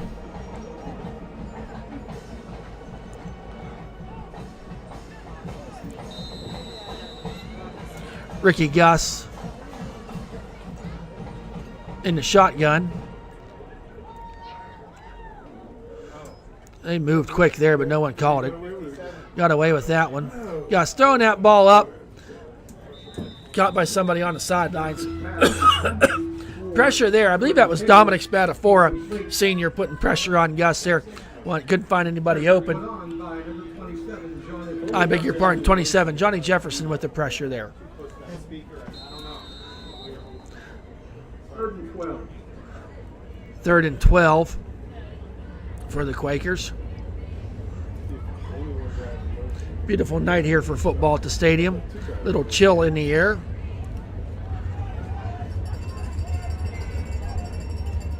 Ricky Gus in the shotgun. 3 wide outs to his right on his 3rd and 12. Handoff there. He's finding his way around number 8. Jordan Taylor. They stretch out the defense on that play. And handoff to Taylor. He scampers down to brought down to the 22. So 4th and 2. he picked up 10 on the play, bring up a 4th and 2, ball on the 22-yard line.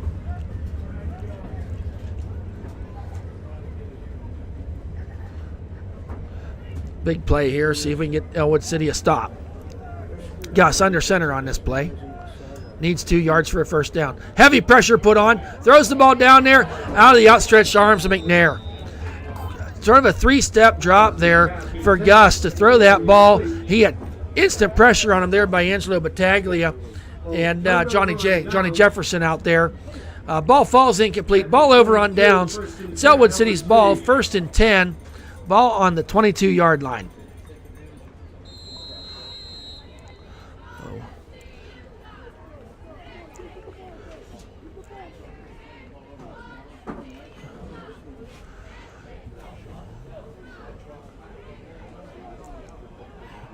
Gibbons in the shotgun.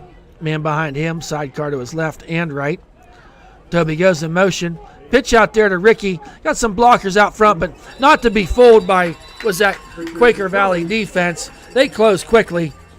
Oliver Funk and number 2, Ethan Moore. Ethan Moore and Oliver Funk in on the tackle. Pickup of 2 on the play. Bring up a 2nd down and 8. Don't forget, folks, about the Halloween parade tomorrow there in Ellwood City. 3 o'clock. The football team will be on a wagon, so show your support one last time to our Wolverines and come on out to the parade. Gibbons in the shotgun. Back to pass. Quick pass out there to Chambers, fell through his hands. Quick pass, and Donovan, he would have got licked pretty hard if he'd have caught that ball. And ball falls incomplete. Coverage there by Ethan Moore. Bringing up a 3rd and 8 for the Wolverines. Ball on the 24-yard line. You gotta reset. Stop. So we look back through the season. This is first year for head coach Nick Hand. Led the team to this point to a 2-6 mark. And so it was an improvement over last year where the Wolverines were 0-9. Gibbons in a shotgun. Chambers goes in motion. Hand off to him. Stretching out there over the left side. Not much running room. Drops his head, rolls his way forward. Pick up 3 on the play. McNair on the tackle. Bringing up a 4th down for the Wolverines. Going to be a 4th and long 5. Donovan Chambers, a junior. A lot of playing time this year. Lettered last year, lettered again this year. Someone to look forward to be watching next year as well. Going to be a 4th and 4. Pacelli back to punt. Taylor to receive. Got stoppage in play. Is that a timeout by the... Nope.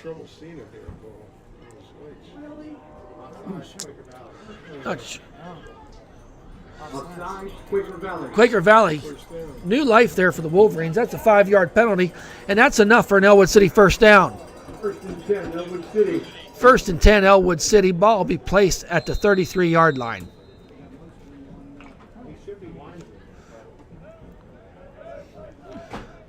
Yellow Gibbons out as a wide receiver. Petrelli on the keeper, rolls his way forward, keeps them legs a churning. Picked up 12 on the play. Kind of an option play, but Ricky tucked that ball and ran pretty quick. Picked up a 12 on the play, had a seam, and able to go forward. Ball placed at the 47-yard line. 1st and 10. Got Petrelli in at quarterback. Gets the ball. Try kind of that same play again. Pitch out there to Chambers. Oh, my. Oh, big time hit. Big time. Wow, he got dumped. Petrelli pitched that ball to Chambers, and there was two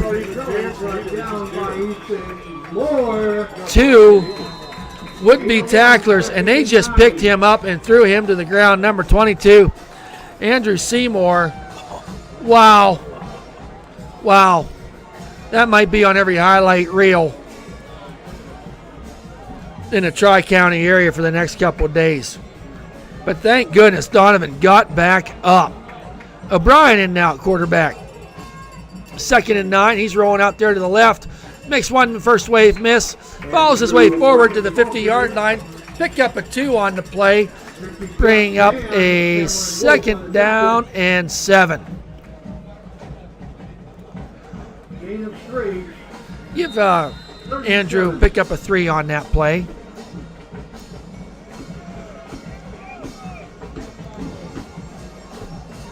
Gibbons in a shotgun. We got 3 wideouts to the right, 1 to the left. Back to pass. Throws that ball in there to Ricky. Oh, hit his hands, but he was hit instantly by number 13, Ricky Goss. Pass falls incomplete. Ball would have been short of the first down anyway.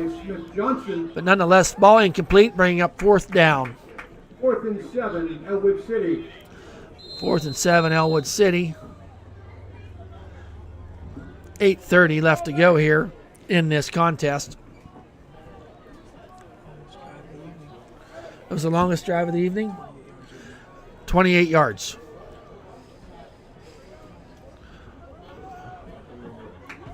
So the offensive woes continue here for the Wolverines this evening. Going for it on 4th down. Pass out there to Luca, well over his head. Ball's incomplete. I don't know what different pages or just what happened, but ball over on downs. Ball placed at the 50-yard line. That's Quaker Valley's ball. 8:27 left to go here in the contest. Quaker Valley. Folks, don't forget our website here, ecwolverines.com. Thursday night we'll have the W Zone. Our producer, Brad Windhorst, will get you updated on all the playoff games coming here in the upcoming week. Probably a quick recap of the Wolverine season and what to look forward to in upcoming weeks. 1st and 10, Quaker Valley on the 50-yard line. Gus under center. Handoff there to number 9, Isaac Gus. I beg your pardon, number 8, Jordan Taylor. Jordan Taylor, that's a 20-yard pickup. 1st down. They're going to give him 18 yards on the pickup. Rolling clock here. Quaker Valley ball. 1st and 10, ball on the 32-yard line.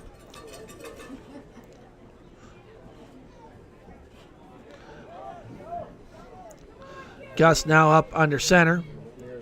Zips the ball. Same play as before. And positive yardage once again. Taylor running quickly over that left to guard position. Tackled by Colton Cunningham. Colton Cunningham with the tackle. In a 9, 2nd Picked up 9, bringing up a 2nd down and 1.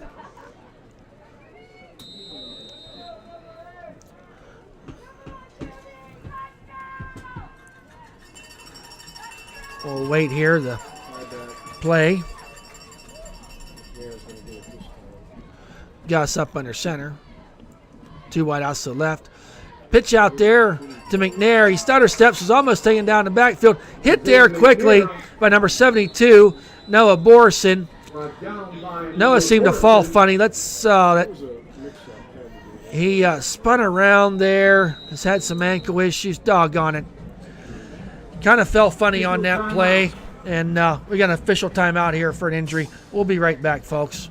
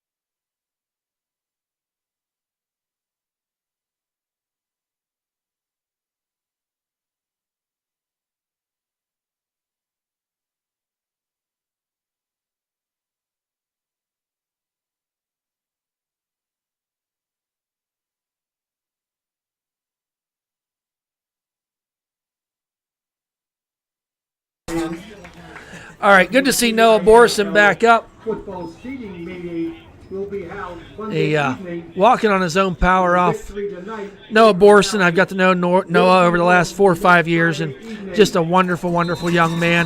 It's been a blessing to get to know him and watch him play throughout his high school career. First and 10, Quaker Valley. Quaker Valley, 1st and 10, ball on a 22-yard line. Here in the fourth quarter, 6 minutes and 40 couple odd seconds left to go. Gus under center. Quick pass down there to McNair. Hit there quickly by O'Brien. Hard to defend that. McNair just coming out of that slot position, and the quick hitch there by Gus hit him in stride. Placed at the 7, first and goal, Quakers. So 1st and goal, ball on a 7-yard line. And I don't know if it'd be safe or fair to say yet or not tonight, Brad, but we've seen 9 different quarterbacks this season, and Gus just seems to have that complete package. He throws the ball accurately, he can run, he reads the defense as well. It could be fun to watch these guys in the playoffs. Ball on a 7-yard line. Timeout, Ellwood City. We had a wide receiver, McNair, out there all on an island by himself. So, timeout, Ellwood City. Quaker Valley. I'm sorry. Quaker Valley called timeout on that. We'll be right back.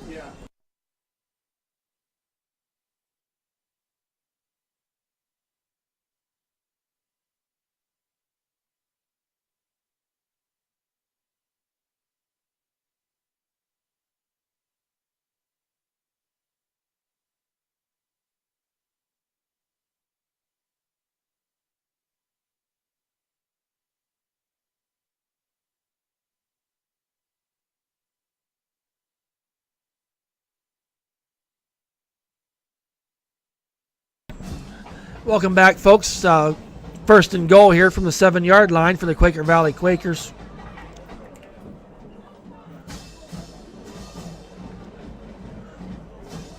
We'll wait here. Got Quaker Valley threatening here with 6 minutes and 9 seconds left to go here in the fourth quarter. Gus in the shotgun. Throws across the middle there, just out of McNair's hands.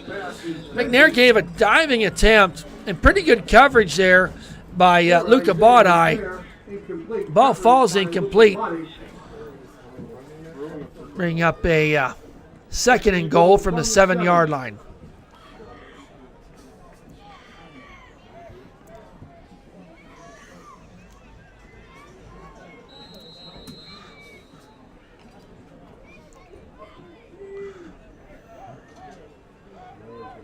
Gus in the shotgun.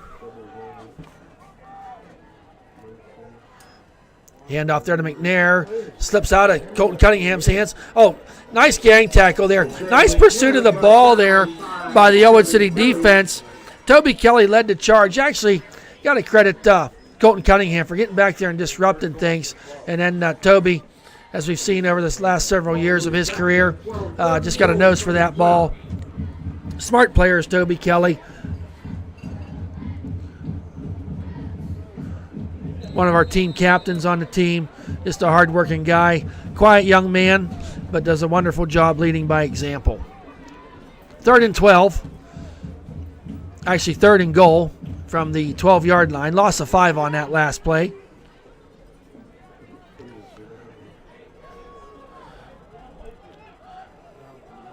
Gus gets the formation the way he wants it. Awaits the snap. He's back to pass. Got a man down there, pushing, shoving. Ball falls incomplete. Good coverage there again by number 24, Rocco Sesti. That brings up a 4th and goal from the 12-yard line. Oh, well, let's see what they have up their sleeve on this play. 5 minutes left to remain here and 6 seconds left to go here in this game. 4th and 12. Nice to see the Wolverines get a stop here.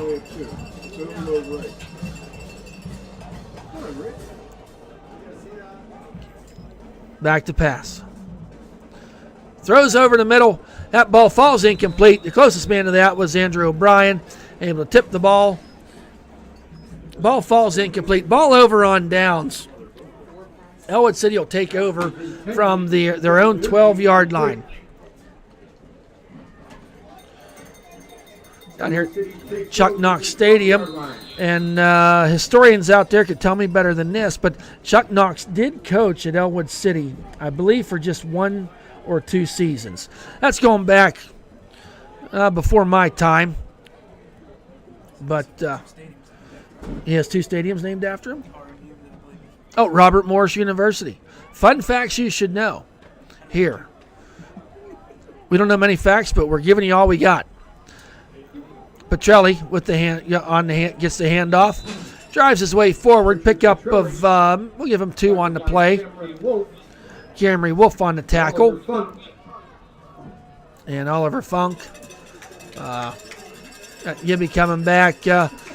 Appears that Quaker Valley is sprinkling in some second team players, if you will, and the Quaker Valley folks showing their appreciation to their seniors as they come off, and starters as they come off the field. Gibbons back to pass, throwing the ball deep. Down the field he goes. Offensive interference. That's going to be ball falls incomplete. Ball thrown just a little bit short. Ethan Moore there in coverage. Ball thrown to Bodeye. Bodeye might have get called for being a little handsy on that play. When you see them jerseys get pulled, that's never a good sign. So we'll wait to call. 2nd and 9. Yes, that was offensive pass interference, and appears the penalty will be declined.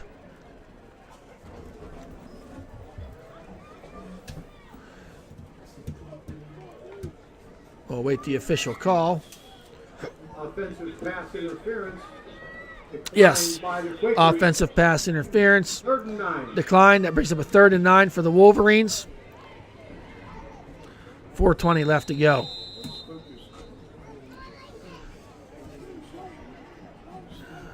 Gibbons in the shotgun. 2 wide outs to the left, 2 to the right. Back to pass. Pass there to Toby. Met immediately as he got the ball. Met there by number 21, Andrew Seymour. They've tried that play a couple times tonight. Sometimes it works, but that time the defense was not fooled. I want to give a shout out to number 76, Ryan Busby, senior on the team here. Was in on those series of plays. Petrelli back to punt. Jordan Taylor deep. Here's the punt. Nice high kick over the head of Taylor. He picks it up this time at the 45. First man misses him. Running out here to the left side, outruns him. Got a block. He got a long way to go. Blocker's out in front is Taylor. Down the field he goes into the end zone. That's a touchdown. Punt return. Jordan Taylor, 55 yards. Touchdown. Toby Kelly back at the 45-yard line, down on the play. 55-yard touchdown run, but we do have an injured Wolverine. Toby Kelly down on the field. Appears to be lower body. Trainers are there. Coaches are there. We'll keep you apprised of what's going on with Toby. But a nice run back. He was almost picked the ball up on the bounce, did Taylor. Made the first man miss. I believe that was Toby that had initial contact and then was off to the races it was for Taylor. Came across the field, outran the oncoming defenders, and found his way up that left side line. 27-0 here. Toby, thinking it may have just been a cramp as he's up and running, is Toby. Finds his way to the sidelines on his own power running. Toby appears to be okay. Got a little hitch in his giddy up, but nonetheless, good to see him walking off the field, running off the field actually in his own power. Quaker Valley coming to attempt the extra point. Ethan Moore to attempt the extra point. Ricky Gus the hold. Ricky Gus, the holder. Ethan Moore up with the kick, and it is good. Nice kick there by that young man.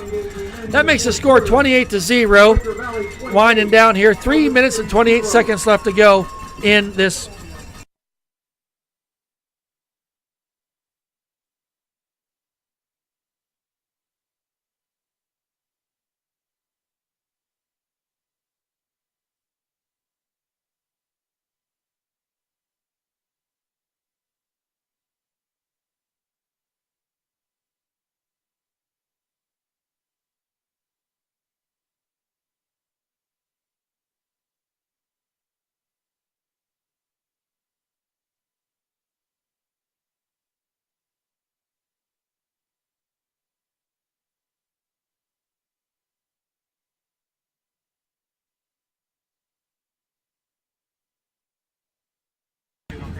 Yeah. Back with the kickoff for Quaker Valley. Drive on the ground kick. Taken there by Bodai, excuse me. Went to juke one way, dropped the ball, able to fall back on that. Fumbles it, recovers his own fumble. Ball down to the 24-yard line for the Wolverines. Balls at the I want to give a shout out there to number 63, Jarrett Lubich, the center for the Wolverines. Senior on that front line. Got Johnny Jefferson in there. Colton Cunningham, a junior, starting on that front line. Number 60, Joe Abels. Great player, wonderful kid, young man. Was out for a little bit with a broken hand this season, but great to see him back out there playing. Johnny Jefferson, a senior. Number 44, Storm Chambers, running onto the field. But I guess they don't need him. He's going back off. Gibbons got 3 wideouts to the right. Ricky Petrelli to his right. Back to pass is Gibbons. Eludes one. Falls himself down. 8 up there by number 57. Bradley Fadley, 6'1", 225-pound junior. Just too many men to block there for the Wolverines. 3 minutes left to go here in the contest. 16, Wolverines.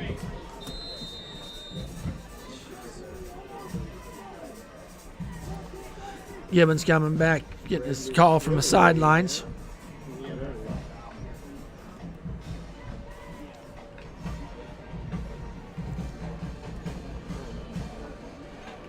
Gibbons under center.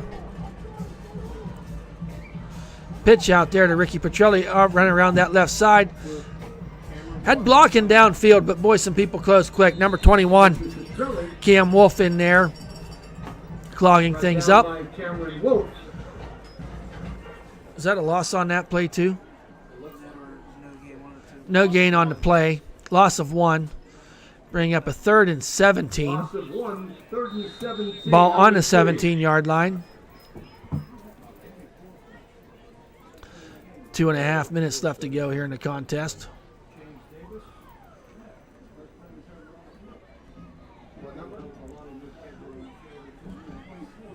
Gibbons in the shotgun. Back to pass. Looks downfield. Oh, interception by number 12. Intercepted at the 38-yard line. Number 12, Michael Aspiotis. That was a tip ball drill there that Michael was just the right place, right time. Snagged that ball. Pass was going out there to Bodai, and Luca went to make a play on the ball. I don't know who the defender was. But got in there. Folks, just remember, you can watch this game anytime during the week. And then after this week, we're going to show all the games, right, Brad? All games can be viewed again here at the EC Wolverines website for your viewing pleasure. And on those games, we tape the games as we produce them here this evening, so you won't have the grainy screen to look at. 34 on the carry. Hit hard there. Matthew Von Canel. Got the 2 minutes and 10 seconds left to go here. And just so we want to make it clear, a lot of this time it's because the internet connection here at the fields makes it hard for the high-speed to work as well as what you and I would like it to have it. But nonetheless, we get the games taped, and we keep you informed of what's going on. Back here, the action, number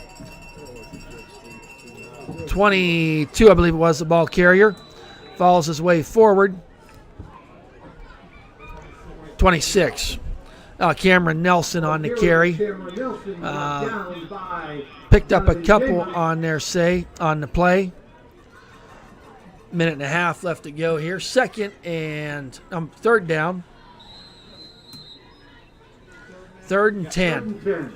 Ball on the 16-yard line. Hand off there to 26. Going out to the right side. Tackled there nicely by Luca Bodai for a loss. That brings up a 4th and 14. Ball on the 20-yard line. Just a minute to go here as we wind down the season here for the Ellwood City Wolverines. 4th and 14. We think of them seniors and what a joy it's been to watch them play over the last 4 years. This is the first graduating class for the Wolverines that came in as freshmen. 4 years ago, the Wolverines in our junior high program moved all the freshmen up to the JV varsity squad. Here's a young man going back to pass, throwing the ball down there, overthrows what would be receiver. Ball over on downs. That brings it to 1st and 10. Ball on the 20-yard line for the Wolverines. 29 seconds to go in the half. So the players that we see out here for the Wolverines, this is the first class that's been there for all 4 years. They spent 3 years under Coach Don Phillips, and then this year coming in with Coach Nick Hand. We'll find out here probably February, early March, what our schedule will be for next year. They'll get the classes all realigned by WPIAL, and we'll see where the cookies fall, if you will, when that comes about.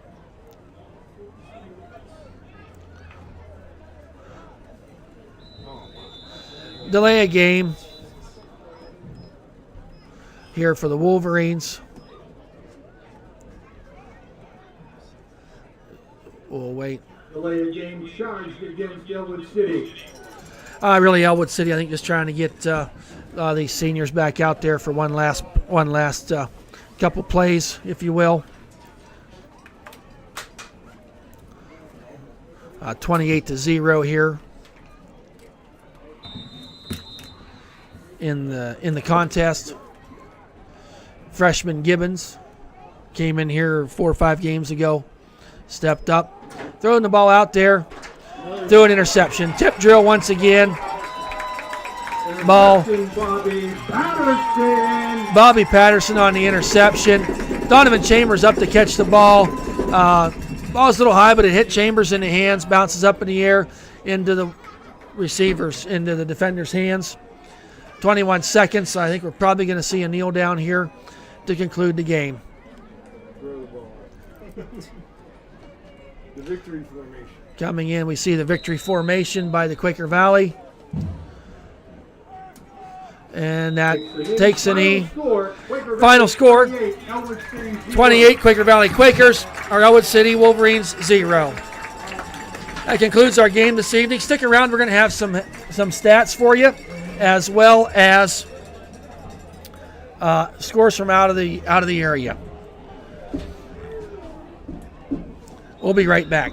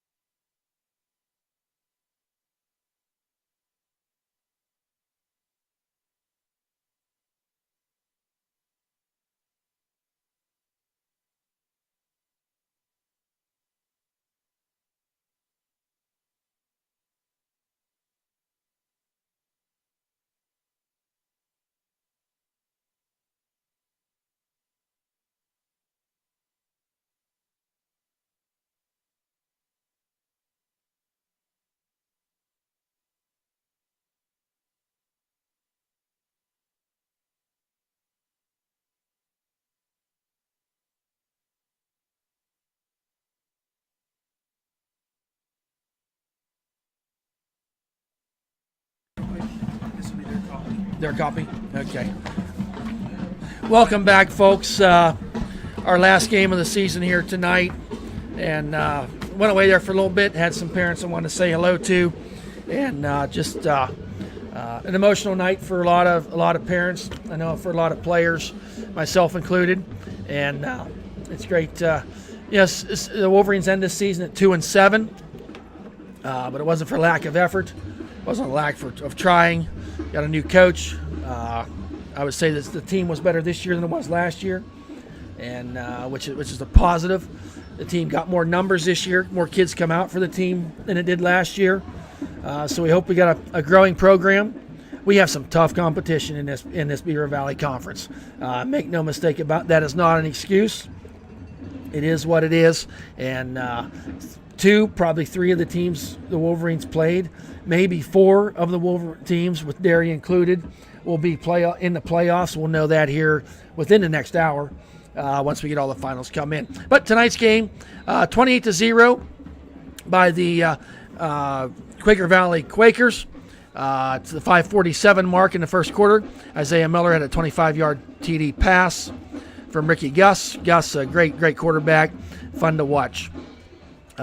Extra point attempt was good. 4:08 remaining in the second quarter. Jordan Taylor had a 9-yard run. That kick failed.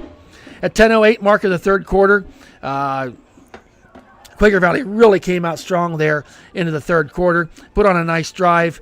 4-yard run by Ricky Gus. 4-yard run by Ricky Gus, and then 2-point conversion was completed. Gus to Ethan Moore. And then with 3:28 left to go in the fourth quarter, 55-yard punt return by number 8, Jordan Taylor. One of the many weapons that we saw here tonight by Quaker Valley. First downs. Quaker Valley 22 to Ellwood City's 8. 13 by passing by Quaker Valley. 3 by Ellwood City. I beg your pardon. 13 by rushing and 7 by passing. Ellwood City, 4 of their 8 penalties was via the penalties. First downs were via penalty. Rushing attempts, Ellwood City had 33 to 39 Quaker Valley. Quaker Valley amassed 245 total yards tonight in rushing. That's total amount. They had some losses in there, but 245 at the end of the night to Ellwood City's 25. Passes, Ellwood City was 6 for 20. Passing with 3 interceptions. I'll make a note, though, that 2 of them 3 were tipped balls. Gus tonight was 11 for 24, but also threw 2 interceptions. Total yards for the night, Ellwood City had 64 to Quaker Valley's 445 yards. Talk about high-powered offenses. They came into the evening averaging 396 per game, including that one loss to Aliquippa. So 445 total yards. Average yards per play, 1.2 to Ellwood City to 7.1 from Quaker Valley. Just looking out through here quick, third down conversions, 2 for 14 for Ellwood City, 3 of 9 for Quaker Valley. So Ellwood City defense did get them stopped some, just not enough. Fourth downs, Ellwood City 0 for 3, Quaker Valley 0 for 4. Rushing for the Wolverines, Ricky Petrelli had 25 total yards, and Toby Kelly had 18.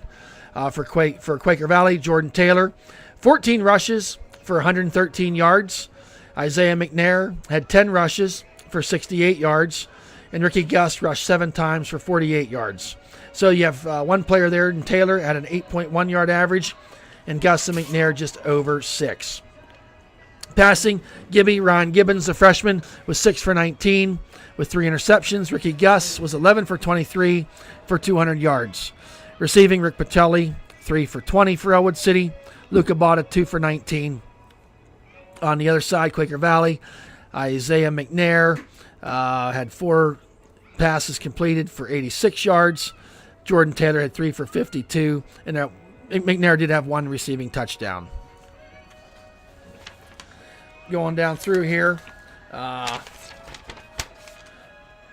some other punting and things like that. You can check out all of these stats at the EC Wolverines website, anytime. And we will have year-end stats on there as well. So if there's something you want to see, a particular player or a young man you might know, they want to see how many tackles, sacks, whatever it may be, they can be seen on there, as well as all the total yards. And, of course, all the games can be viewed with on our EC Wolverines website. Going to have some out-of-town scores here for you. 3A playoffs clinched. These are the teams that have clinched the 3A playoffs. Aliquippa is at the top. Quaker Valley will be a number 2 seed. Are these in seed order? Not in seed. Okay, not in seed order. I beg your pardon. But Quaker Valley will probably be number 2 with the win tonight. Seton LaSalle is in. Freeport is in.